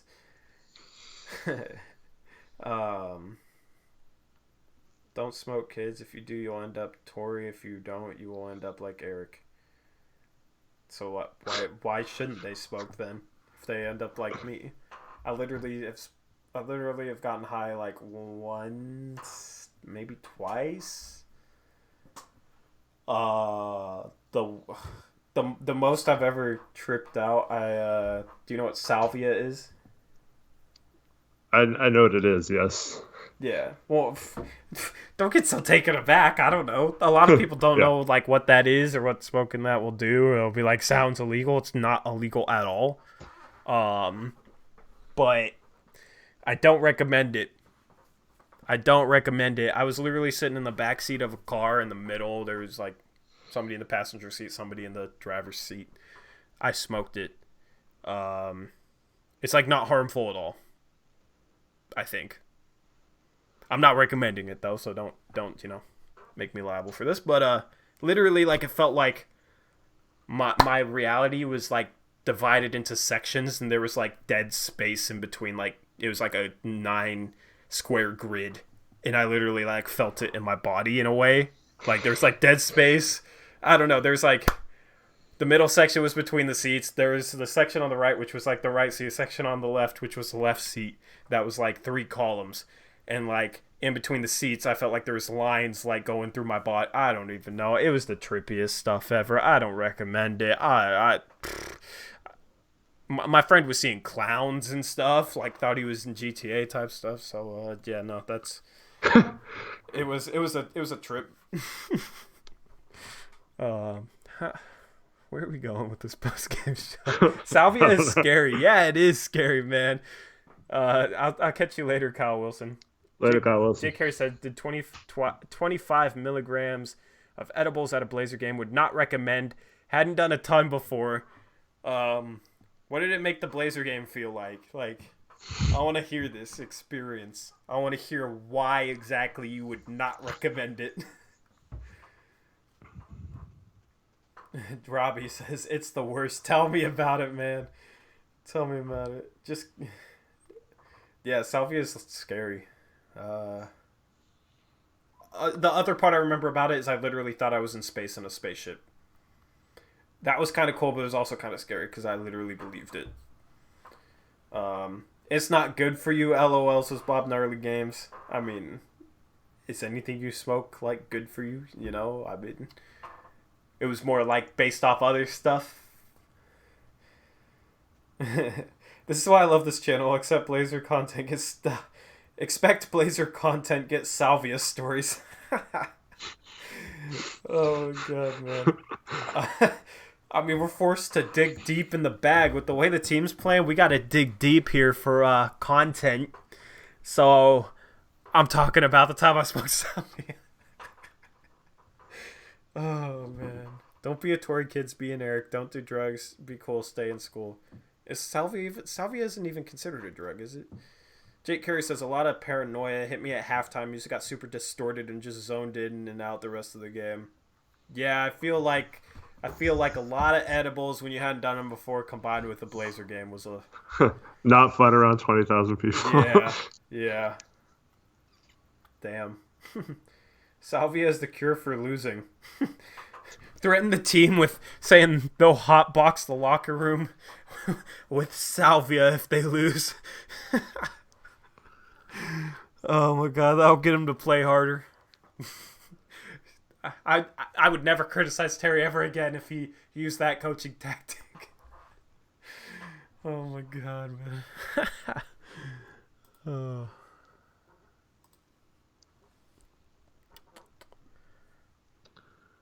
Yes. Oh, I wish I could. This stream actually took a real. I wish I could save. Really bad turn. I wish I could mark certain points in the stream for that. For like that highlight montage I want to make. I still want to make that. I gotta make a highlight montage.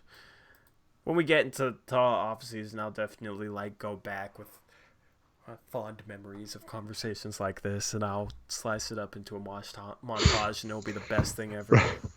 Russell Westbrook says, anytime you start seeing clowns that aren't really in the room with you, you are either on Salvia or Blazers Twitter. That is the best comment we've had all year. Oh my God. Oh, that's awesome, bro. That's clever. I like that. Zacho says, Salvia made me go crazy when I did it. I even remember thinking Stotts was a good coach. Do not recommend. Yikes.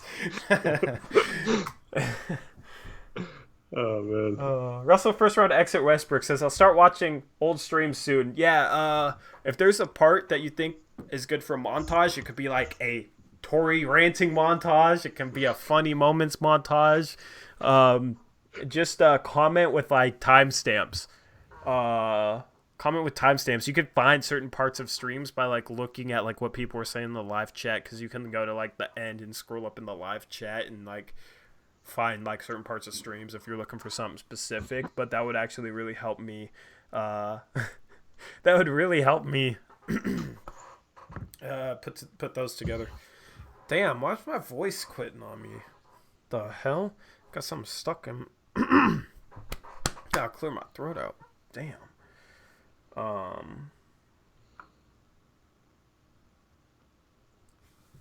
You guessed it. guessed what? I'm confused. What's going on in chat? Can we add a verse of your? Can we add a verse of the rap of your rap coming up? What do you mean add a verse? Like write it for me? I don't write actually. I figure out like a certain rhythm and then I add the words. I don't Did you write. say earlier that you wrote a little bit? I wrote just a little bit, but I ain't used in it actually. I actually like have the melody I want for the chorus. I'm gonna get it mastered. I'm gonna pay somebody $50 to master it because I don't want to put something out that like sounds like bad and be embarrassed. But there will be subtle shots at all those people that are disrespecting me on Twitter. They'll be subtle. You guys gotta find them. One you guys should already know because I've teased it, but yeah, we may be a bunch of donkeys, but you guys are the asses. We are the abnormal, but you only agree with the masses. Okay, Zacho. I don't know how I'd make that flow good, but I like the lyricism you're coming up with there. That's a good start. I can't believe I agreed to do that. What's wrong with me? What's wrong with me, man? If you guys donate $100 now, I'll get Eric to rap. Eric doesn't even have any. Volunteer me. Yeah, I can. Yeah, I can. Eric doesn't even have a choice in this. If you guys donate $100 to me, then Whatever. I'll make Eric rap. No one give And Tori if he won't money. rap, I'll edit his post-game comments, change the pitch on them, and it will sound like he's rapping. I already told you when you come out, I'll play my stupid basketball rap that I made. How old were you? I was like 20 or something like. Oh, that was back in the what? That was like 2000. Yeah, around there. Yep. Oh my goodness! I gotta get Damani on a feature. I've never heard Damani rap. Do you guys? How many of you guys watched the draft live stream? Our very first live stream. How many of you guys watched that? I wish Damani was like free, because Damani's like the perfect third guy for us. Just like his energy and like his demeanor, I think, is like the perfect like third guy for us. His only problem is he can't watch many games this year, so yeah, he doesn't really. He hasn't been following. We'll have to get him closely. on some podcasts in the summer though, because I did. If I donate 200, can I feature in the rap? Sure, sure. I mean, how can I say no to that? Yeah, for those of you who watched that draft live stream, Damani was the third guy with me and Eric. Jake Curry said he only watched the part where we laughed at with the sad face. Oh my goodness. That's sad. Funny. That's sad because he was high on Grant Williams, and he's actually Jake. Okay, so Jake, I've like been familiar with Jake for a while now. He's in my fantasy football league, and like he knows his stuff. But he scouts a lot, and he's like really smart when it comes to draft prospects and stuff like that. He's hit on a lot of prospects. So like once we get into the draft content, I'll definitely like want to hear like his opinion. If we talk about on a live stream or something, but Grant Williams is definitely by far his biggest miss. I'll just say that right now. I mean, jury's still out, I guess, but like, I didn't think his game translated to the NBA. I kind of got to rub it in because he's right so much about damn prospects. Waiting for Jake to say intangibles in 5, 4, 3, 2, 1. Intangibles. Still helping the Celtics win, basically intangibles. Later, Trevin. Have a good night. See you, Trevin. Peace out, bro. I'm still waiting for that $200 donation. There you go, intangibles. I'm still waiting for that $200 donation from Robbie Stackhouse so we can feature. He'll make the rap viral. Stack's got bars. Yes, with all caps. Uh, oh, What? he's gonna do the dropping dimes thing. Oh no, I'll take it. Hey, you drop me 200, then I'll let you drop dimes. Bo Lee says if the Blazers kept Whiteside and Carmelo and Scal next year, could they contend? Uh, if they're keep if they're keeping the coach too, I don't know. I think they just need a new style of play. I think they need a new style of play. Um, Randall says you got to pay me a bill to listen to EB. Ouch, man. Robbie, I'm just kidding. I'm gonna do mine solo, bro. Unless you like actually are solid, because I'm trying to actually make it sound like not bad and not corny and not cringy, which is a challenge.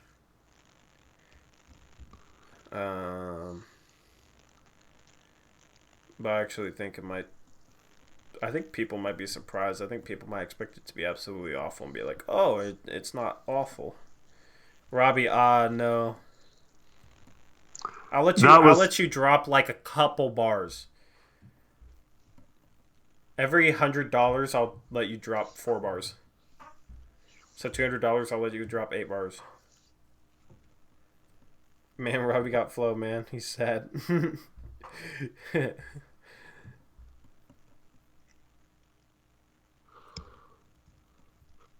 This is Sacco with the fake stuff again.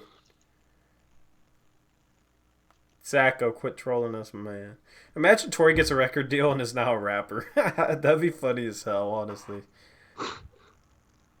8 bars is nuts. I bet Yo-Yo Mama. I feel like Yo-Yo Mama knows how to rap. He just talk about You guys know what he talk about. You kind of describe my rap skills though. Like, What do you mean? well, like everyone expected it. Like when they're about to listen to it, they're like, "Oh man, this is gonna be so bad. I'm gonna clown you." And then they're like, "Wait a minute, this is okay. It's not terrible." Like, Yeah. Alex Morgan says, "WTF with all the Twitter beef now."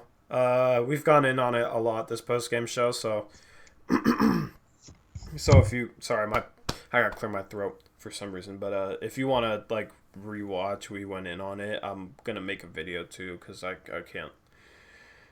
can't just let this stuff go by without saying something without making a video on it.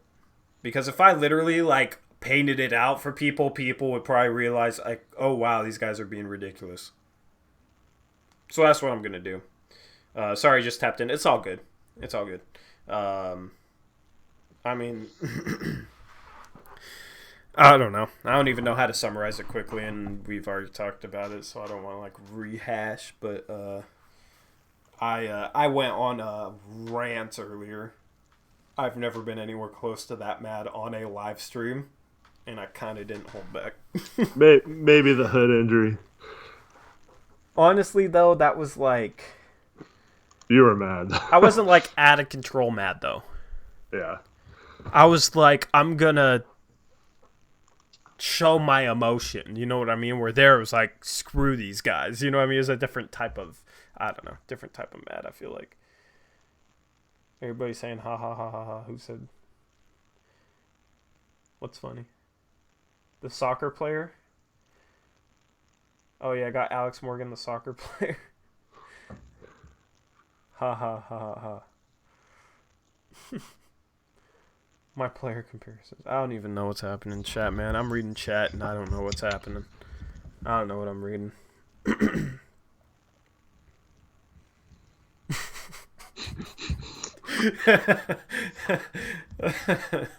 I don't.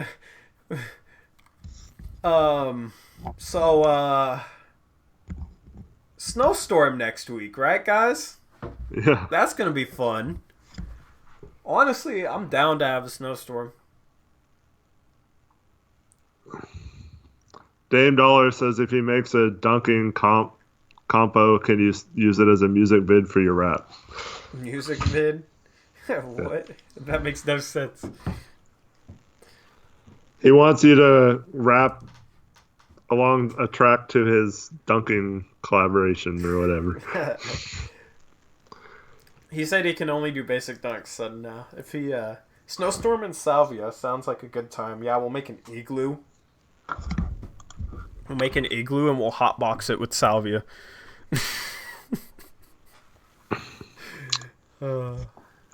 There's a game Tuesday, I think. Also, first round exit Westbrook said, I just went back to school and now we might get a break. Hopefully you get a break. Then you can tune in for our Wednesday podcast. We'll have a snowstorm podcast. I'll do the podcast from outside in the snow. No, I won't. Oh, no, I could honestly probably do that.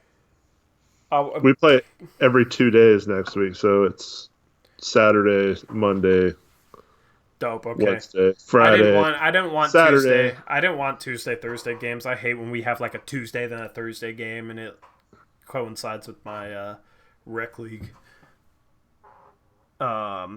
Shoot. One quick Google search and found that picture Dame sent you, Tori. What do you mean? What picture? Not sure That if it you already wasn't figured his, that he's out. saying. What'd you say? He found that picture like it Oh, wasn't his did he? picture. Oh, he's lying. Oh, show me. Send me. Put the link in here. I need to see it for myself. This man. Unless this man like got in the newspaper or something. But yeah, you liar. You goddamn liar. Yeah, you ain't dunking. The hell. Wow, man. You just lost a little bit of respect, man. I would have liked you if you weren't dunking. I would have liked you if you were dunking, but I don't like that you lied about dunking. Because I was hyping you up, I was showing you that support. But it didn't make sense that you would be dunking on people on a freshman team. So I can dunk, I just don't have any photos. Just Google high school dunk. Okay, let's Google high school dunk right here. Images.google.com. Load, please. High school dunk. Man, you realize we have 2 home games and then we go out on another 4-game trip. Yeah, it's gonna be rough. Yeah, yep, there it is.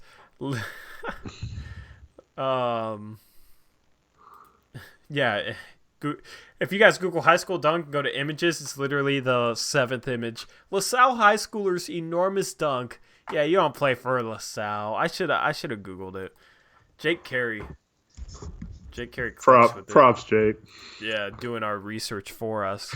Here we are hyping up Dame Dalla when he. It's LaSalle and Philly too. Oh man. Busted. Oh man. All right, let me respond to a couple tweets. I type fast, so it'll be like that. I still want to know what people are saying. You hear that fast typing, man? I got fast. I got them Twitter fingers. That's how I'm rifling out those tweets so fast while watching the game. I type fast. Honestly, the reason why I type fast is because we had like in 3rd grade, we had some like typing program, right? And you had like certain levels and they kept track of like who is the highest. And me being as competitive as I am with literally anything that I can be competitive in, took it way too seriously. I had to be on top, man. I had to be the best typer in 3rd grade. But honestly, it paid off because I type pretty fast. It's definitely been good on me. I forget what the program was called, but I literally downloaded it at home just to like practice. When I was in high school, I took the keyboarding class, and it was my basketball coach was the teacher, so I just like goofed around a little bit. You didn't do anything. I can still type pretty fast. But. Dame Dollar said asshole to Jake Curry for album. Tori's the modern day MJ, super competitive. That's why I get so frustrated when the team struggles. My tone on Twitter reflects the performance of the team. So when people are like, quit being so negative on Twitter, it's like, okay, tell the team to play better. Because my tone on Twitter reflects how the team's playing. Or at least harder. But I bowed out at halftime, so I saved them a little bit. I bowed out. I went and played a rec league game. I dropped like 25, 30 points with 10 assists or so. Wait, don't they keep stats in that league? Yeah, but they short me, I swear. No, I swear. No, I Oh, swear. No, I swear. yeah. No, I swear. Because they can't, it's fast paced. They don't keep track of every assist. So how much did it say you got? It said I had 22 and 8. All right. It was also a sub And team. you're trying to say you had like 30? I literally think I had 30. Like, normally they're pretty good about points, but I think I got shorted tonight. I swear. Oh, I think okay. I had 30 and 10 tonight. Blazers, hire me. I'll get mad at people for not cutting. I don't care. And then I'll pass to them when they do. I threw some dimes tonight though. I swear, man. I wish you saw them. I wish chat saw them because they think I don't pass. I threw some dimes. Must have Eurostat trackers. What? Must have Eurostat trackers, says Jake Curry. We got one guy keeping track of stats for both teams with a 20-second shot clock, keeping track of rebounds, points, assists. And they're also like basically like having conversations with the scorekeeper about Lord knows what. So it's not super serious. Random question: you guys like the colored text on the thumbnail tonight, or should it just be all white? I don't know how I feel about it. What do you think, Eric? I didn't even notice it was different. Sorry. Wow, man. Which means it's fine. Zacho Calipano said, I used to be able to dunk on a 9'5", but tore my hamstring and sprained my ACL, and now I can't. Tore your hamstring? Holy. We're past the cussing segment, but dang, man. That sounds rough. Damn, Zacho, that's not good. Yeah, no. I went to the gym today. What banner? Didn't get any shots up, but I'm talking about the thumbnail, Austin Weck. The thumbnail for this live stream. Yeah, you gotta get your shots up. You're probably rusty, huh? yeah. Yeah, my shot's rusty. I've shot the last 4 days, so. I went and just rode the Uprise bike for a little bit and then lifted some weights and then went on the elliptical for a little bit, did some crunches and was like, probably shouldn't push it too much for Eric's first day. on the road to recovery. Dude, we need to get Pinwheel Empire to get a media team. I'll freaking dunk on Neela Madison. I don't care.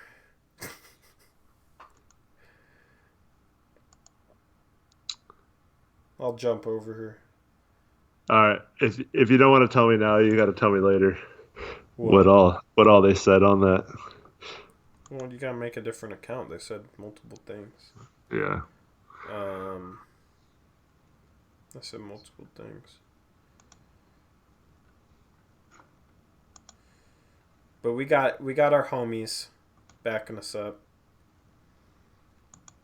And I appreciate it, trust me. It's how you stand up to big accounts. To try and bully people, man. I don't have time for a burger, man. Literally, you just takes like 3 minutes to set up, and then you don't like tweet from it necessarily. You just can see what. I know. I just don't. Yeah. Yeah. Did you? I like the Timberwolves logo, especially with the 3D kind of look to it tonight. You saw what I tweeted out earlier. Yeah. Yeah. I thought it looked pretty dope. I must start doing that with all the logos. I need to like touch up the Blazers one and make it look a little bit better because it's a little too pointy. But I'm having fun with Photoshop lately. Tori, will you forgive my 5'6" white boy lie if I donate? However much you donate is however much forgiveness you get. So you want $100 worth of forgiveness? Then you gotta, There you go. T-Wolf Seahawks jerseys are pretty gnar, though. I'm young and gnar isn't in my vocabulary. I don't know what you mean by gnar, but dang, you guys all getting hurt. Worst thing I've had is a rolled ankle that I played on the next day. Brian, be careful, man. That's how mine started. And that's what happened with Hood. Yeah, don't tear that, man. Don't tear that. Russell first round exit Westbrook said to defend Tory from the Stotts mob boys. Gotta defend me and Eric because they're going after both of us. Um, who the 49ers are running back? Because y'all gotta handle Dalvin Cook. But I know 49ers back pretty good. Y'all gonna run him. Because y'all know Dalvin is on a destructive warpath. You don't think we can shut down Dalvin? We have one of the best defenses in the league. Hey, did you hear Quan might play? Yeah, we might be getting we're getting D Ford back, Tart back. Tart makes a huge difference for our secondary. Yeah. If we had Tart for that Seahawks game, it would not have been that close because Russell Wilson ate us up in the second half, especially once Jimmy Ward got hurt. But Plus, we have some other, like, the guys who were playing for them got some yeah, good experience and did all right. I mean So, like, Greenlaw stepped up. yeah. That might have been a season. That tackle was the biggest, possibly the most important and best tackle I've seen from a 49ers player in my lifetime. Honestly, like that was insane. That goal line tackle he had.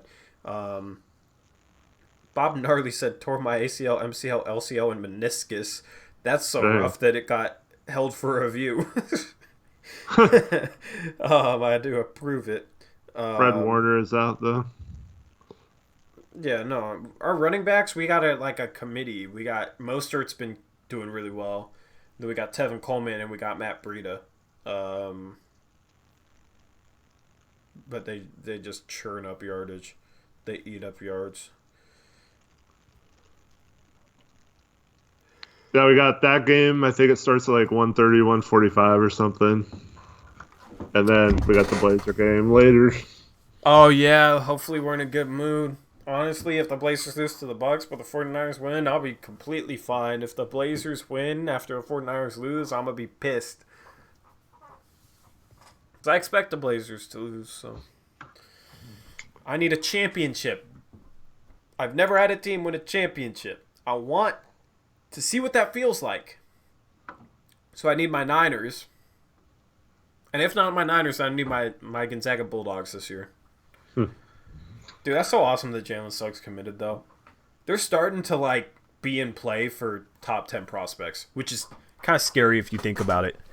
Because Mark Few, what he does with 4-star, 3-star prospects and turns them into, NBA players. You look at how many NBA players he's turned out. Now, if he starts getting top 10 players, bro. I mean, the one McDonald's All-American he got was Zach Collins, who was expected to be a multi-year guy, and dude turned him into the 10th overall pick. For us obviously, but dude, Yeah. Jalen Suggs, that team's gonna be scary good. That team's gonna be good as long as Jalen Suggs doesn't go overseas. I was so excited to see that, and they're in play for his teammate. You've seen that Chet? Have you seen that Chet Holmgren guy? No. You don't know who he is? No. So he's I've heard it. I've heard his name, but I haven't. Yeah, he literally handles the ball, plays like a guard, but he's a great rim protector, 7-footer, hella skinny. But Gonzaga doesn't play for him. He's the 4th ranked player in 2021. But he's teammate for Jalen Suggs, just a year behind Jalen Suggs, and Gonzaga's trying to recruit him too. Yeah. Yeah, Gonzaga's gonna win it in the next 5 years, I think. Mark Few, I honestly think is the best coach in college basketball. You got these guys that big programs that recruit really well and basically can just easily land top 5 recruits. Duke, Kansas, Kentucky, obviously. A big part of that is recruiting. What Mark Few does with guys that aren't top recruits is very, very impressive. And the way that team plays, I think Mark Few is the best college basketball coach. Obviously, I'm biased, but hell, I would love to get Mark Few as coach for the Blazers. I wouldn't want him to leave Gonzaga, though. Jake Carey says checking out Suggs now. Yeah, Suggs kind of reminds me of a more high-octane defensive version of Gary Trent Jr. More well-rounded version of Gary Trent Jr. Kind of like a point guard, combo guard version. But yeah, the Niner game is at 1:35. Yep, I'm excited. If we lose, bro, but if we lost to the damn Vikings, you know how disappointing that'd be to lose to them, the freaking Vikings. Yeah. I mean, like, The obviously they're 6th good. seed. They beat the Saints, but come on, it's the damn Vikings. Yeah. Bang bang Niner gang. Who do you? Okay, so say Niners make the conference championship. Who do you want to win that Packers Seahawks game? I don't really care since we have home field. Yeah. I feel like we can beat either team. They both have strengths and Yeah, weaknesses. I'm just kind of tired of the Seahawks at this point. Yeah. Yo mama. What the hell, bro? I'll see you later, Bob Gnarly. Thanks for tuning in, man. Hopefully catch you again soon, bro.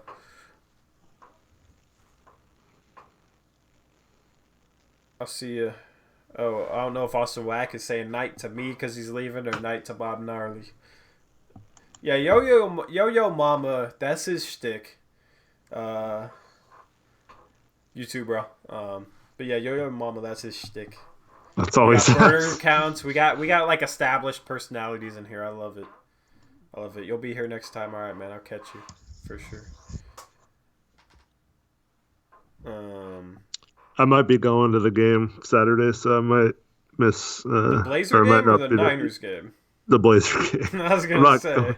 not going down. You're going to Santa San Clara. Fran. You get. Yeah, that's what I figured. But, Tori, that's a bad question. Most of the people in chat are Seahawks fans. Yeah, I mean, like, I shouldn't even talk about football in chat because we got a lot of Seahawks fans. We differ on that, obviously. But I'd rather the Blazers were having the success the Niners were having than the Niners. Like, I'd rather the Blazers be good than the Niners. I'm a bigger Blazer fan than Niners fan, so don't hate me. I'm still like a huge Niner fan. Don't hate me for my fandom. If Seahawks don't make it, root for the Niners just for us.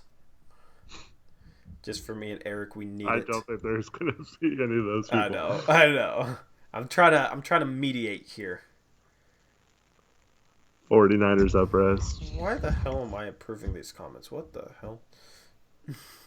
The hell is going on? I don't know what's happening in chat, guys. I don't have the mental energy to. Okay, so Randall Pink Floyd is talking about toys. Yo mama. I don't know what you mean by Seahawks about to play the Niners if you get my drift. Somehow that's supposed to be... Oh, after that he said nut. Oh my god, man. Ducks Uprise. Anyone else who likes Tony Romo commentary? Romo's good. He's a good color commentator. He's entertaining. Anyone else like Booger McFarlane's commentary? No one likes Booger McFarlane's commentary. Oh my goodness.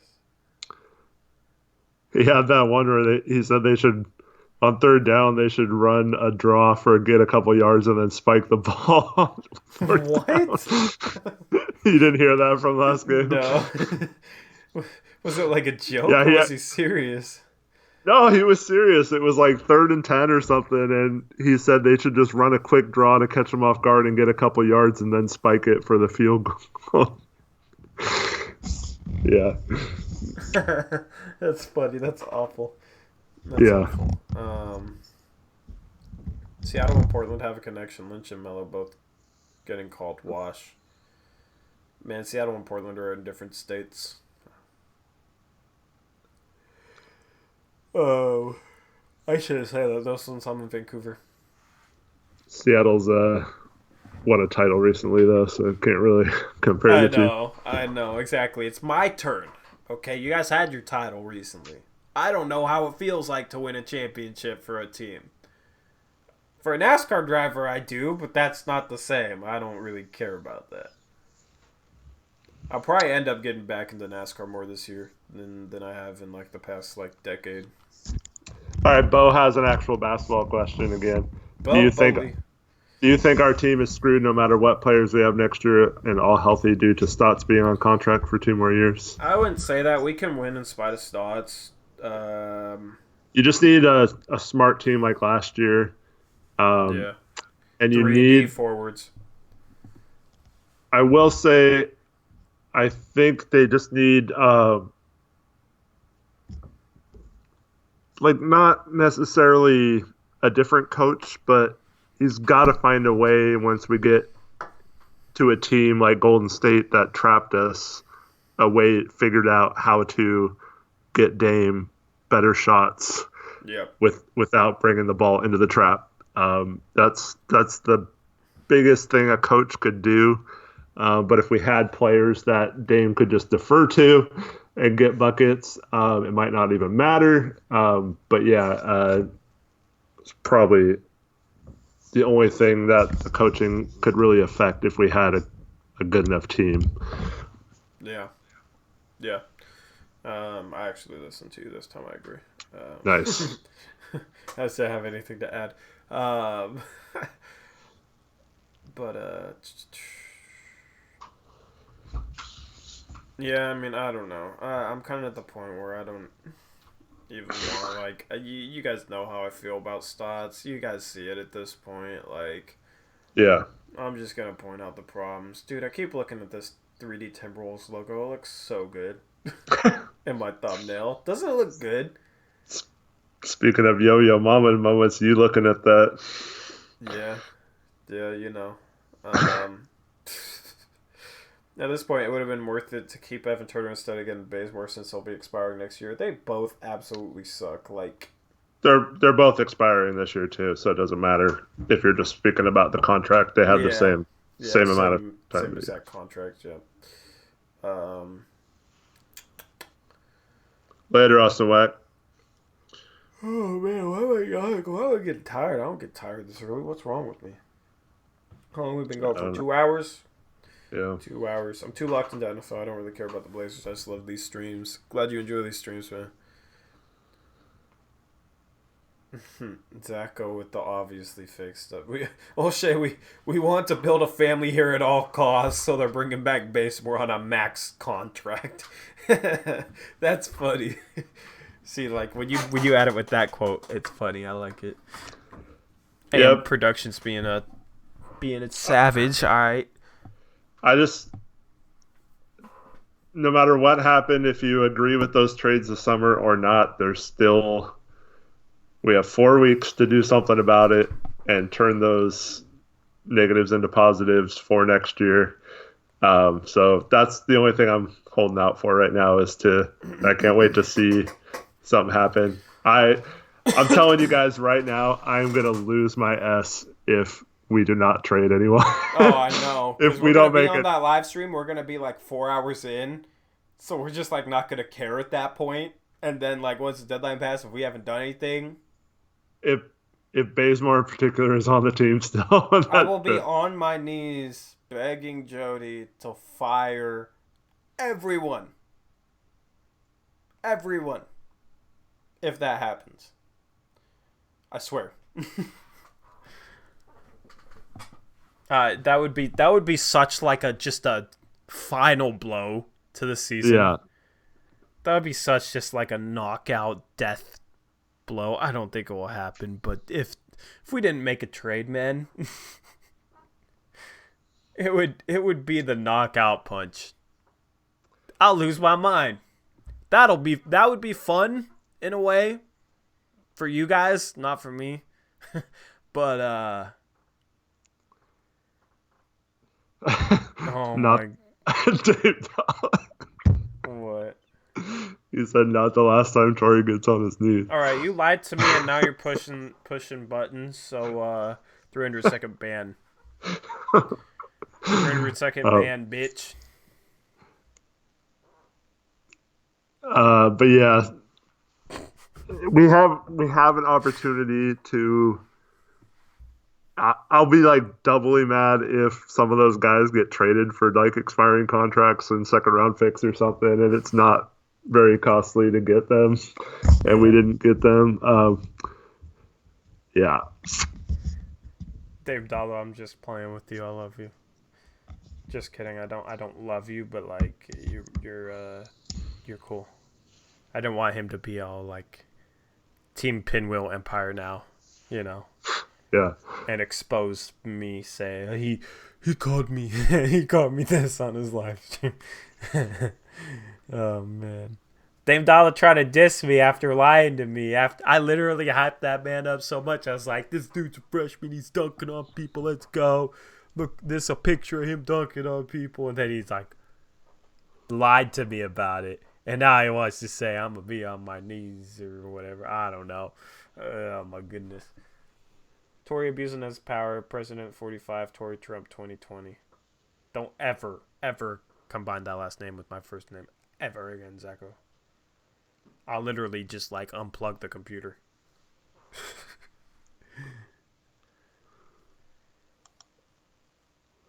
um,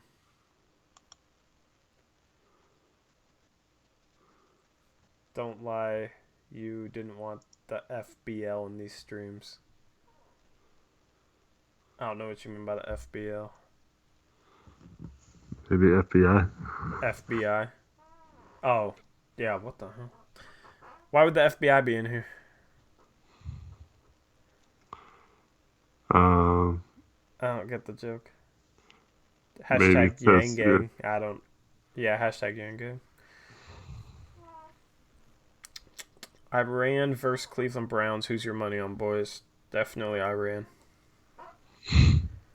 I'm probably going to get demonetized for mentioning Iran at this point, but I probably got demonetized a yeah. long time ago on this stream, man. Yeah, Oh my goodness. you telling a 14-year-old you love him. Hey, I didn't know he was 14. Pause. WTF pause. I love his I love the username, you know. Dame Dollar. It's I love that name. Come on, stop with the war shit. Yeah, we need something positive to talk about. How a trade or a signing would impact the team would be nice. Russell first round exit Westbrook. Don't even say that, bro. Don't even say that. Don't even type that. You actually tried to get me in trouble or something. I literally didn't say anything. I'm gonna get. Why are we talking about Iran? What in the world is this room coming to, man? Don't sexualize women, Kyle. I guess Kyle's sexualizing women. Female booty inspectors, said Kyle. Uh, uh, y'all giving schizophrenia and anxiety, like we're giving it away. Like apparently we're giving away free schizophrenia. I can't even talk. We got a Hey, Jose Calderon name drop. I don't even know, man. AM Productions, you're a donkey if you like Otto Porter Jr.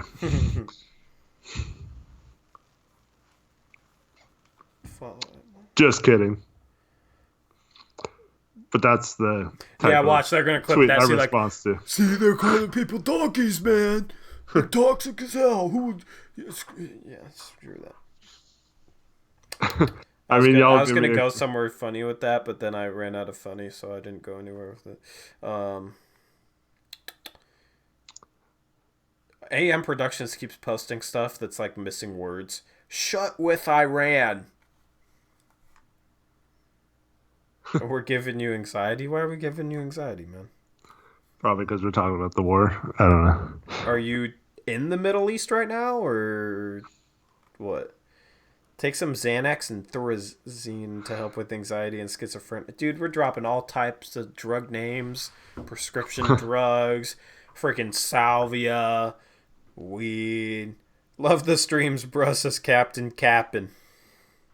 Appreciate it, man. Glad you enjoy. What's up, Cap? Glad you enjoy this chaos.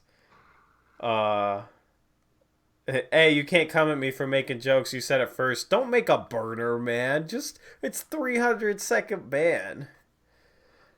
Come on, man. It's literally just waiting a little 5 minutes. You try to take little shots after lying to me. I always cap when I speak. Stotts is the best. All right, everything Captain says is a lie. Cause he's Captain Cappin. I literally didn't know what Cappin meant for the longest time. I didn't. That was such like a Gen Z thing. Like no cap. Yeah. Yeah. You might have known. What the hell? You might have known what that meant before I did.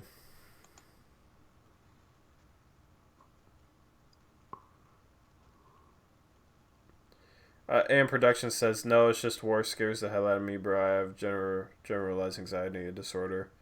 Okay, yeah. We're gonna chill on the just for AM production's sake. We're gonna chill on the war talk. You can go look up memes if you want. To whoever wants to WTF man, go look up memes and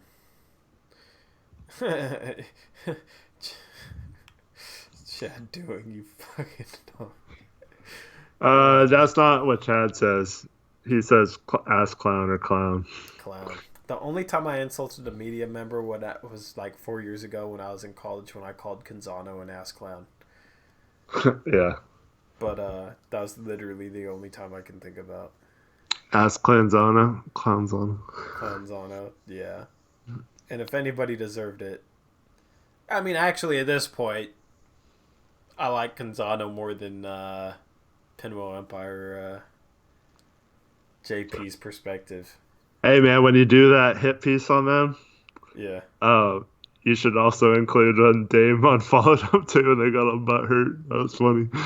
Dame unfollowed Pinwheel Empire. Oh, I know. You remember earlier in the season? That was the downfall, dude. That was when they started going downhill, I think. Yeah. I think they're still upset about that. That's funny as hell. Yeah, I will for sure. Zacko music and writing is my therapy. Well, you know what's funny about that is they made a sarcastic tweet. How is that not toxic? Oh, I know. Because they were like, "Oh, I guess the Blazers or I forgot who we were playing that day. They don't even. It might have been Toronto. They were so injured they decided not to have shoot around, and they were like, "Oh, Toronto doesn't even need to have practice to beat the Blazers." That's like a sarcastic joke you would make on Twitter and get called toxic for, you know? Sarcasm on Twitter isn't toxic. Anybody who thinks it's toxic is being a little too sensitive. Yeah.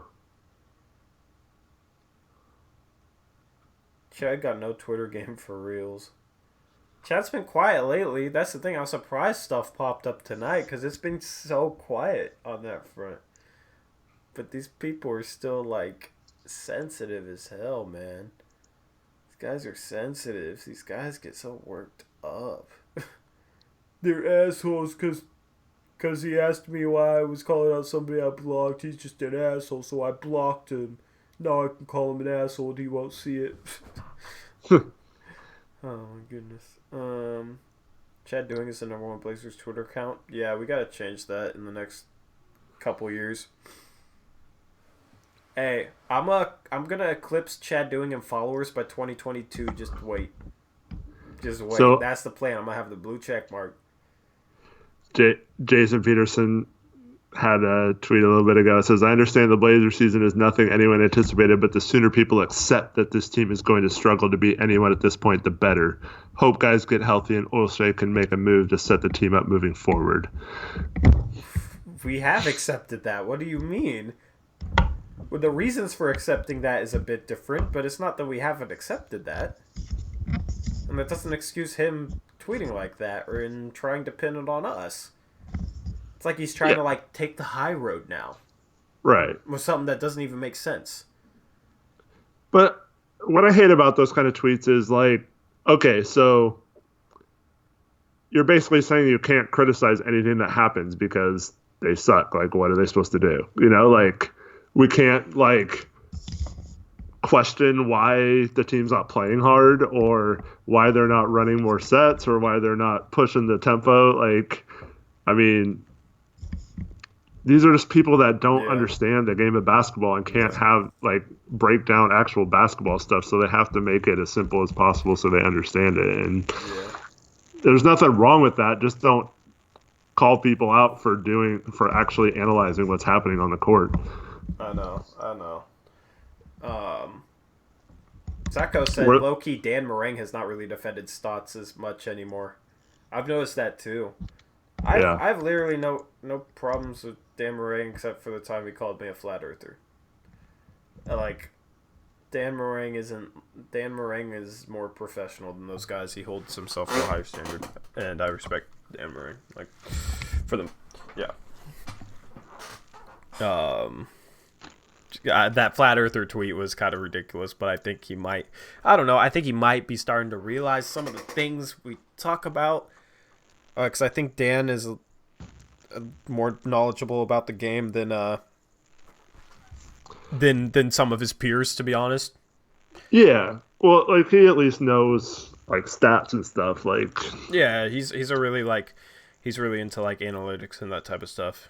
He's well versed in that type of stuff. Tori, do you hate Dame? That's why I got a.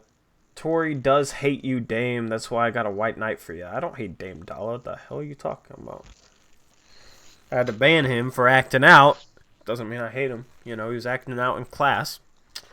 Had to send him to the principal's office for 5 minutes, 300 seconds.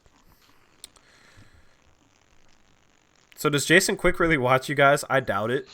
If he does, though, then that'd be dope. Casey Holdall said he did. Where I got Jason Quick and Casey Holdall together somewhere laughing at us call out Pinwheel Empire. That'd be funny as hell.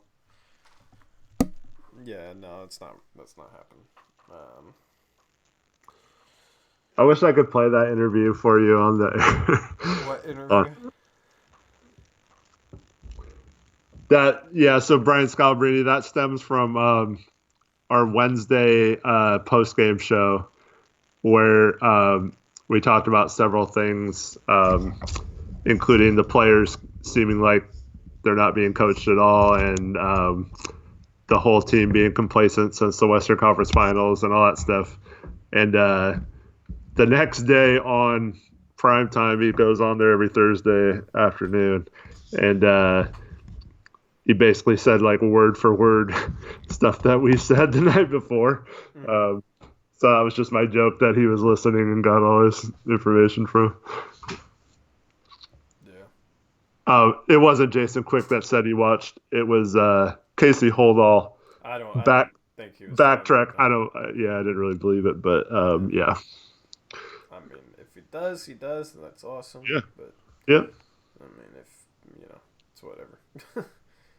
It's whatever. I mean, Dame could watch. Actually, that's a little different. I was gonna say Dame could watch it. It wouldn't be that big of a deal. But, like, okay, yeah, it would.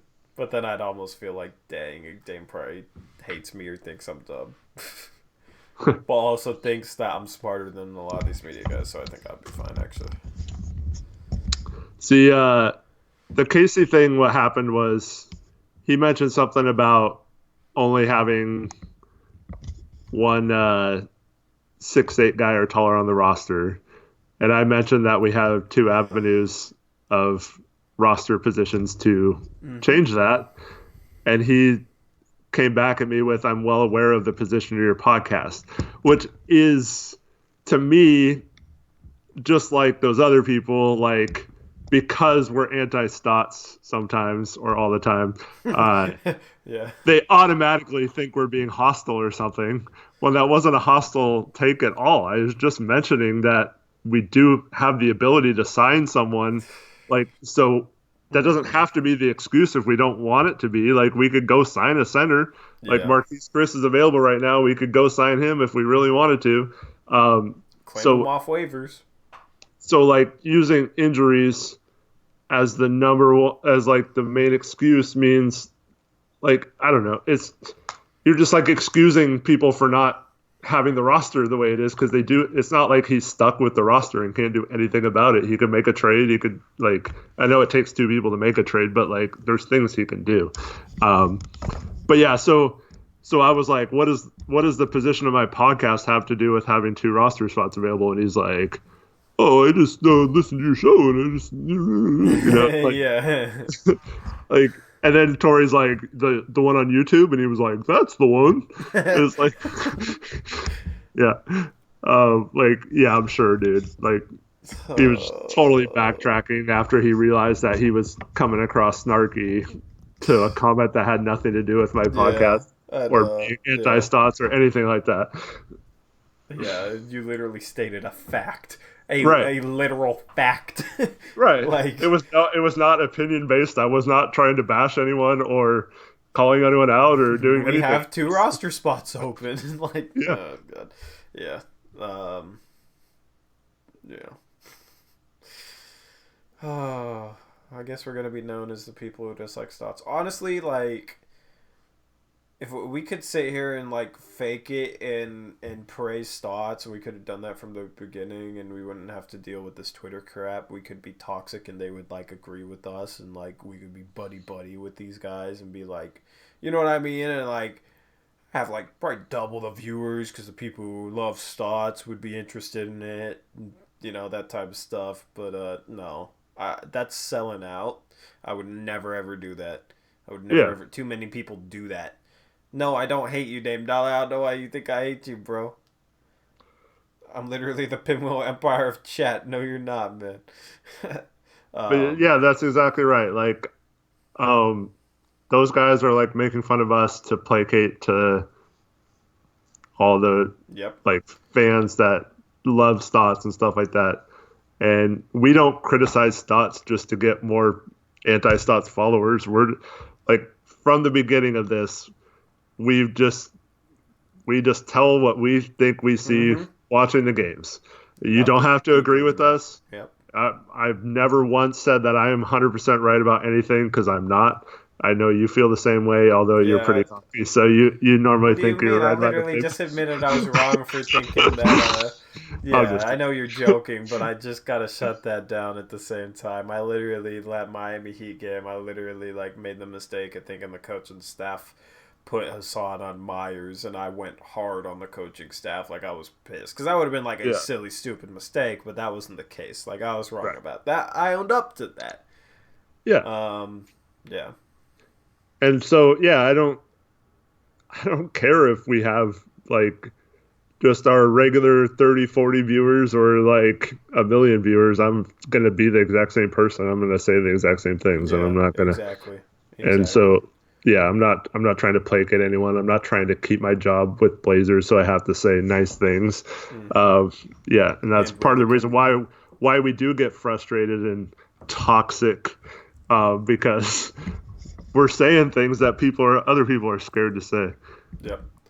Yep, or don't know enough to say or whatever. Right. Yep. Yeah, like Pinwheel Empire, I guarantee you none of those guys could break down a freaking basketball game. I'd love to like run a pickup game with those guys and then be like, run a rec league game where we're trying to win. Because I guarantee you it'd be like one of those things where it's like, what are you doing, dude? Like, I don't know, man. I mean, I highly doubt those guys like truly know how to play. You know what I mean? Like actually play on a deep level. Sure, you can go out there and run around like a chicken with your head cut off, but can you actually play? Do you know how to actually play? I doubt they do. I doubt that they could have like a discussion about the type of stuff we do. So instead, they just hate on us and attack us, and then claim we're attacking them. Then they call us assholes while they claim that we're attacking them for clout. And yeah, it's stupid. But yeah, that's we keep it real, as Randall Pink Floyd said. We are the community that keeps it real. Always gonna be like that, no matter what. No matter what, man. Chad Doing shoots below 50% from the line. I'm just gonna say this. So, do you guys see my tweet? my tweet yesterday about shooting from the line? I saw it. Eric knows what I shot. But out of 60 free throws, how many free throws do you guys think I made? I want to hear what you guys think. Since somebody brought up Chad doing shooting below 50% from the free throw line, which is abysmal. Tori, why are your eyes so red on LSD or something? No, I wear contacts and I sleep in them too much.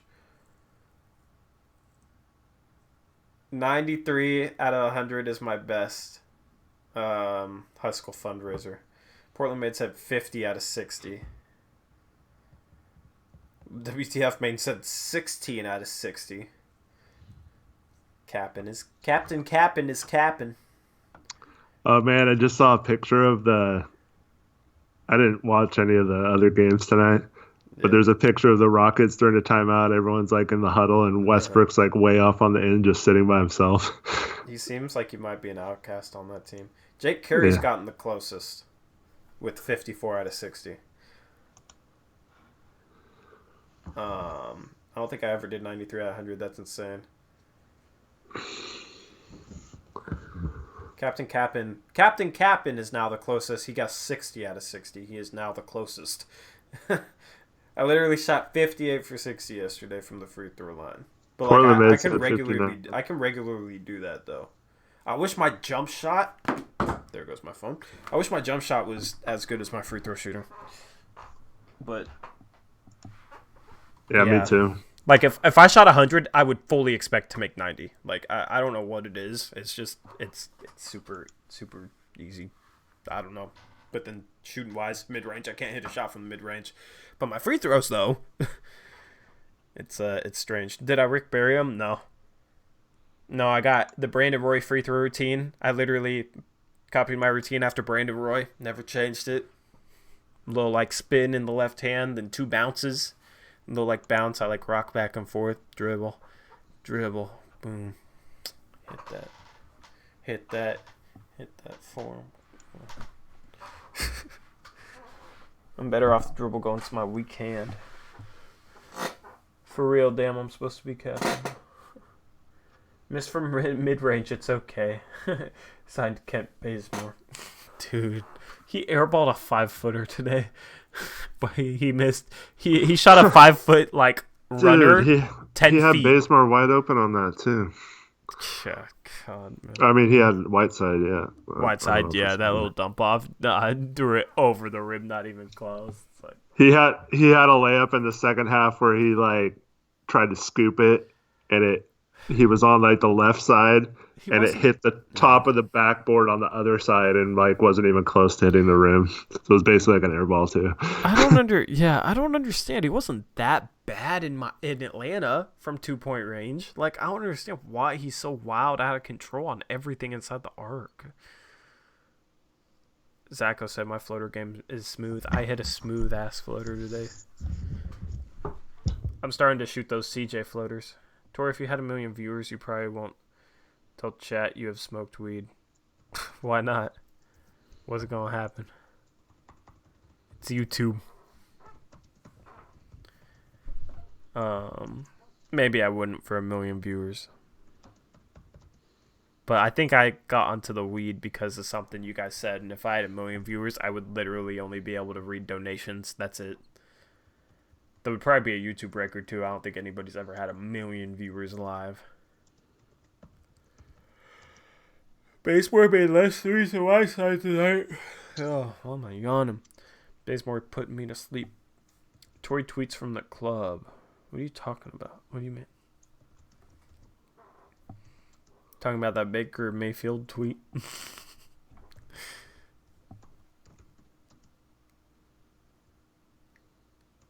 You firing back with them Twitter fingers? Yeah. But if he had 420 viewers, he would blaze on the stream. Yeah, never would smoke weed on stream. I think that would actually get me in trouble. I can talk about it, but if I actually did it, maybe I could, but I don't think so. And I'd never even take the chance.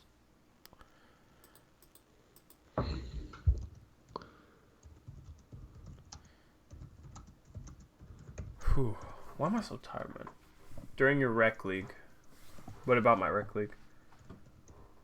PewDiePie had 24 million viewers in stream before. Damn, that's insane. Okay, actually, I believe that. I don't know what I was thinking. You can on Twitch.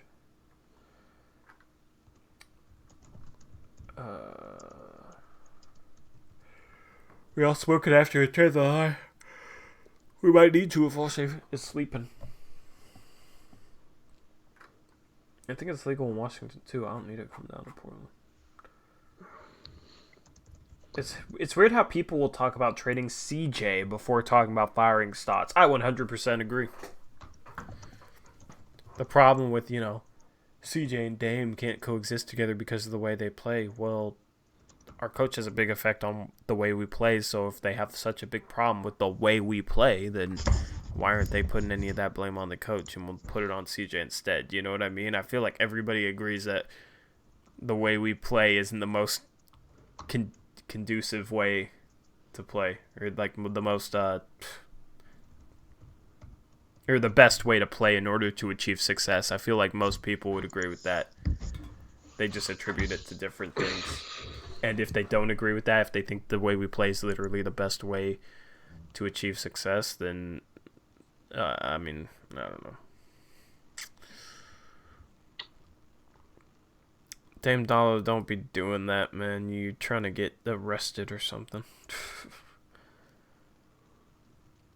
Vulcan could get pissed with the product. Yeah, I wonder if that's the thing. If Stotts was to get fired, would it be Vulcan? Would it be Jody? Like, what? Where would that decision come from?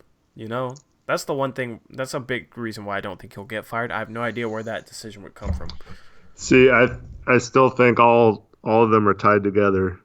It's way harder to fire Dame and CJ. So like Stotts and Olshey would probably get fired together if they both got fired, because it would never look good when just a half a year ago you were in Jody's offense like saying how you should give Stotts a raise after you just got a raise yourself if you're Olshey. Yeah, and then less than a year later you're in there being like, you know what, that extension we just gave him and paid him all that money, I want to fire him. She'd be like, what are you talking about, dude? Like, maybe you should both be gone then. Yeah. But I could also see her like not really caring at all about the money. Like, she inherited money from Paul, so it's like not even her money. You know what I mean? Like, it's just it might be like irrelevant to her. Yeah. Well, I don't know, because that's my hope. The longer this situation goes on without using the roster spot, like the more it feels like we might not be wanting to add money to the team this year. We just need to choose a damn direction. Like, are we going to try and make a run and save the season? If so, then we need to add a backup center. If not, then we need to play Nasir Little a lot more and Kent Bazemore a lot less. Play Simons more, not run Dame into the ground. You know what I mean? Like, we need to choose a direction. We're directionless. That might be an upcoming video. I'll catch you later, Russell. First round exit Westbrook. Later, man. We're probably going to sign off soon, too, because I keep yawning, man. Oh, I'm so tired. Dang, dude. I hate being tired this early at night. I'm not used to it. You can definitely tell the chat is over the age of 10 because now we all these types of drugs. I don't understand what he means. But maybe I'm just tired. I do think Jody cutting the money flow off. I hope not.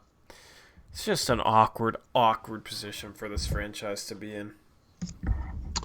That's why, like, trades like Whiteside for Covington and Jang make sense, because we fill that roster spot without taking on money. Yeah, it's like the same, almost exactly the same amount. So.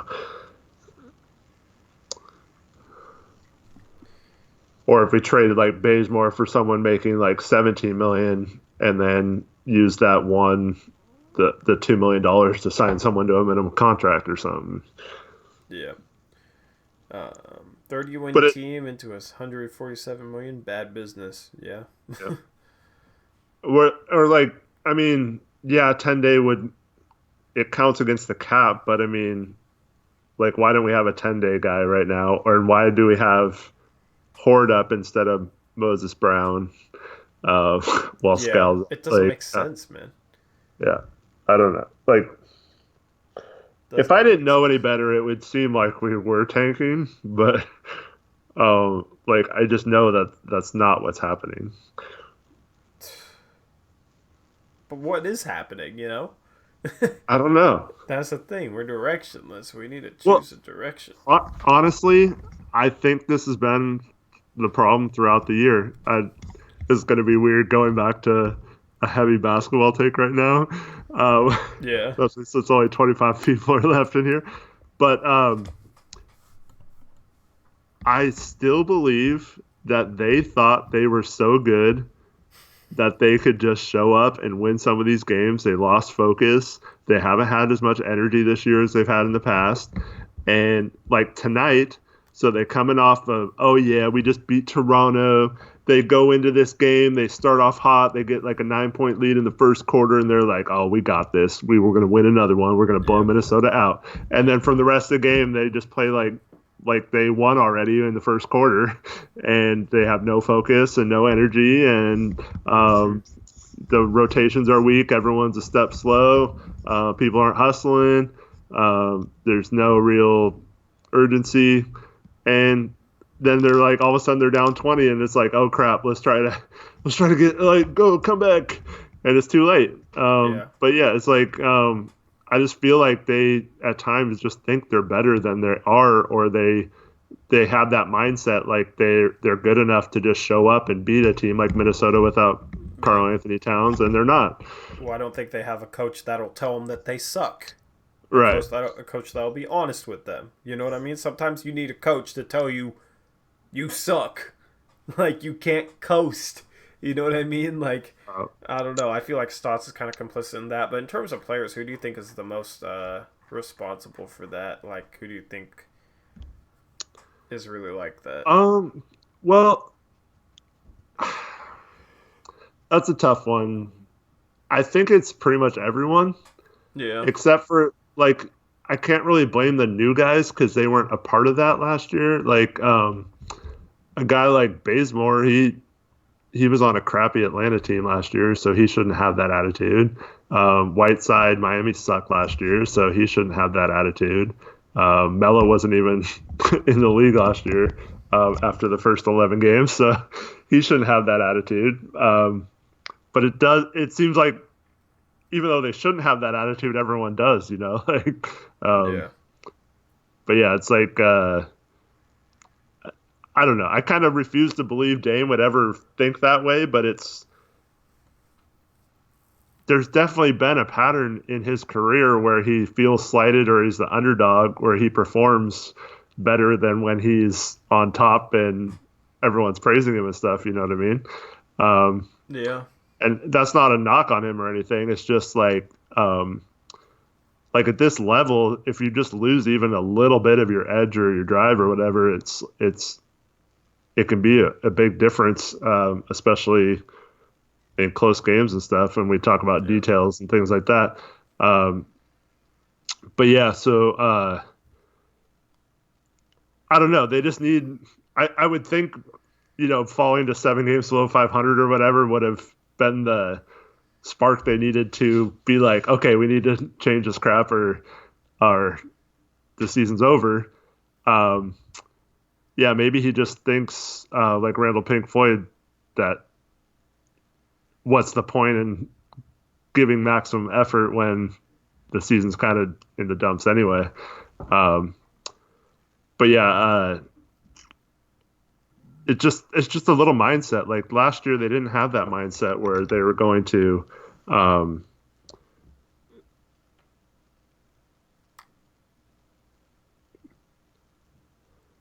they didn't have that mindset where,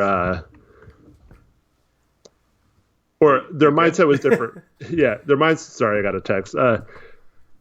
But their mindset was different. Like they were like, "Oh, we're not going to have what happened last year where we got swept out of the playoffs happen again." And this year, they're like, hmm oh, we made the Western Conference Finals. We're good now. We're going to win a championship soon. Yay. Yeah, but that's why I want a coach that holds them more accountable, that keeps Yeah. their mind in the right place. And I don't think Stotts does that. He's a player's coach. That's the type of stuff that happens under players' coaches. Yeah, we need a change in terms of our coach. I hope somehow miraculously this season brings it. I don't think there will be a change, but I'm hoping that there will be. And then make some good trades at the deadline and go into next season with a better roster for 3-and-D forwards. Robert Covington, Otto Porter Jr., some combination like that, with a new coach, with ball movement, with multiple defensive schemes, and then you take it from there. That's the best case scenario. The worst case scenario is we don't do anything, and we think maybe he takes a play out of like the NFL playbook lately, where the coach isn't fired, but you have to change your whole staff. That kind of thing. Like maybe just getting a bunch of new guys in there would. And I'm not saying that any of the assistants is their fault or anything. It's just sometimes you need someone like maybe that's the problem, is like none of them are holding Stotts accountable or like trying to stand up to him or whatever. But yeah. But it seems like we struggled. Like, we lost Jay Triano after we beat the Clippers and played the Warriors tough, and then we come out that next season and suck the first half of the season until we get Nurk. And then, it's kind of hard to know what the loss of Hughes was the year Aldridge left, because most of the team left. So who knows what impact that had. Definitely had an impact on Myers Leonard probably. But and then, this season we lose Vanderpool and all of a sudden we suck again. Like you just gotta kind of wonder if he lost the one guy that was actually questioning some of his decisions on the staff. Yeah, because I think Vanderpool would be it. And maybe that's why Vanderpool left for a seemingly lateral somewhat move. I know he got like a fancier title, but like there's no reason why Portland couldn't have given him that same title. Yeah. So Jake Carey's eye rolling. Yeah, that's fine. He doesn't agree with us on Stotts, and that's fine. We're not gonna insult him over it. As long as he doesn't insult us. No, it's fine. But yeah, it's just, I don't know. Because I know they're not going to get rid of Stotts, so we just have to live with it. But I just wish there was a way to, because like, if people say this to me all the time. Well, like if you watch Stotts on the sideline, he's telling them to run. They just aren't. It's like, well, that's his fault then. Like if he's not holding them accountable for what they're doing, yeah. Yeah, I mean, some of it might be on Dame or whatnot, but I don't know. It's like a game like tonight. It was like, okay, if you're not going to run, crash the boards. Either be ready to run or as a perimeter guy, help the big rebound. One of the two. What's unacceptable is standing around on the 3-point line and watching the ball go up, not boxing out, letting your guy get into the paint, and then you're not even like an outlet option or like running up the court. You just like, if you are an outlet option, you get the ball and then you walk the ball up the court. It's like, why not just crash the defensive boards then? Yeah. Damn, Tori, you look hella tired. Go get some sleep. Yeah, I am hella tired. I need to start off here. I'm too tired right now. I don't know why, but yeah. So hope you guys enjoyed that post-game stream. Thank you to everybody who tuned in. Yeah, thanks, guys. We'll have a podcast tomorrow. I don't know what we're going to talk about yet, but hopefully it's something you guys enjoy. We'll see. Do you know how many games we got tomorrow? 10. I got to make the graphics for 10 games. That sucks. I wish there was like 5, 6, 7. Yeah. 10 games. But yeah, we'll catch you guys on the podcast tomorrow, hopefully. If not, we'll catch you on the next post-game stream. I still want to get out a couple videos. If you guys haven't participated in the Blazers Pulse episode, or not the Blazers Pulse polls on the community tab of the channel page, then you can go vote in that and leave your comment, and it might be included in the newest episode of Blazers Pulse. I haven't done an episode of Blazers Pulse since before the season, so I ask you guys, basically, if you guys don't know what Blazers Pulse is, I ask you some poll questions in the community tab. It should show up in your subscription box as well. I usually ask you like 4 or 5, and then I talk about like the poll results. It's kind of cool to see like what the fan base thinks, at least the fan base of this channel, and then it's cool to read off some comments and do a video like that. So I figured it was about time I needed to do one of those. I still gotta edit the mailbag. We'll hopefully get to that tonight, unless I fall asleep. Maybe tomorrow morning. I don't know. We'll see. We'll play things by ear like always. So with that being said, that's a wrap for the Uprise post-game show. Thank you to everybody who tuned in and for all the support you guys give us. We'll catch you next time. Peace out. Go Blazers.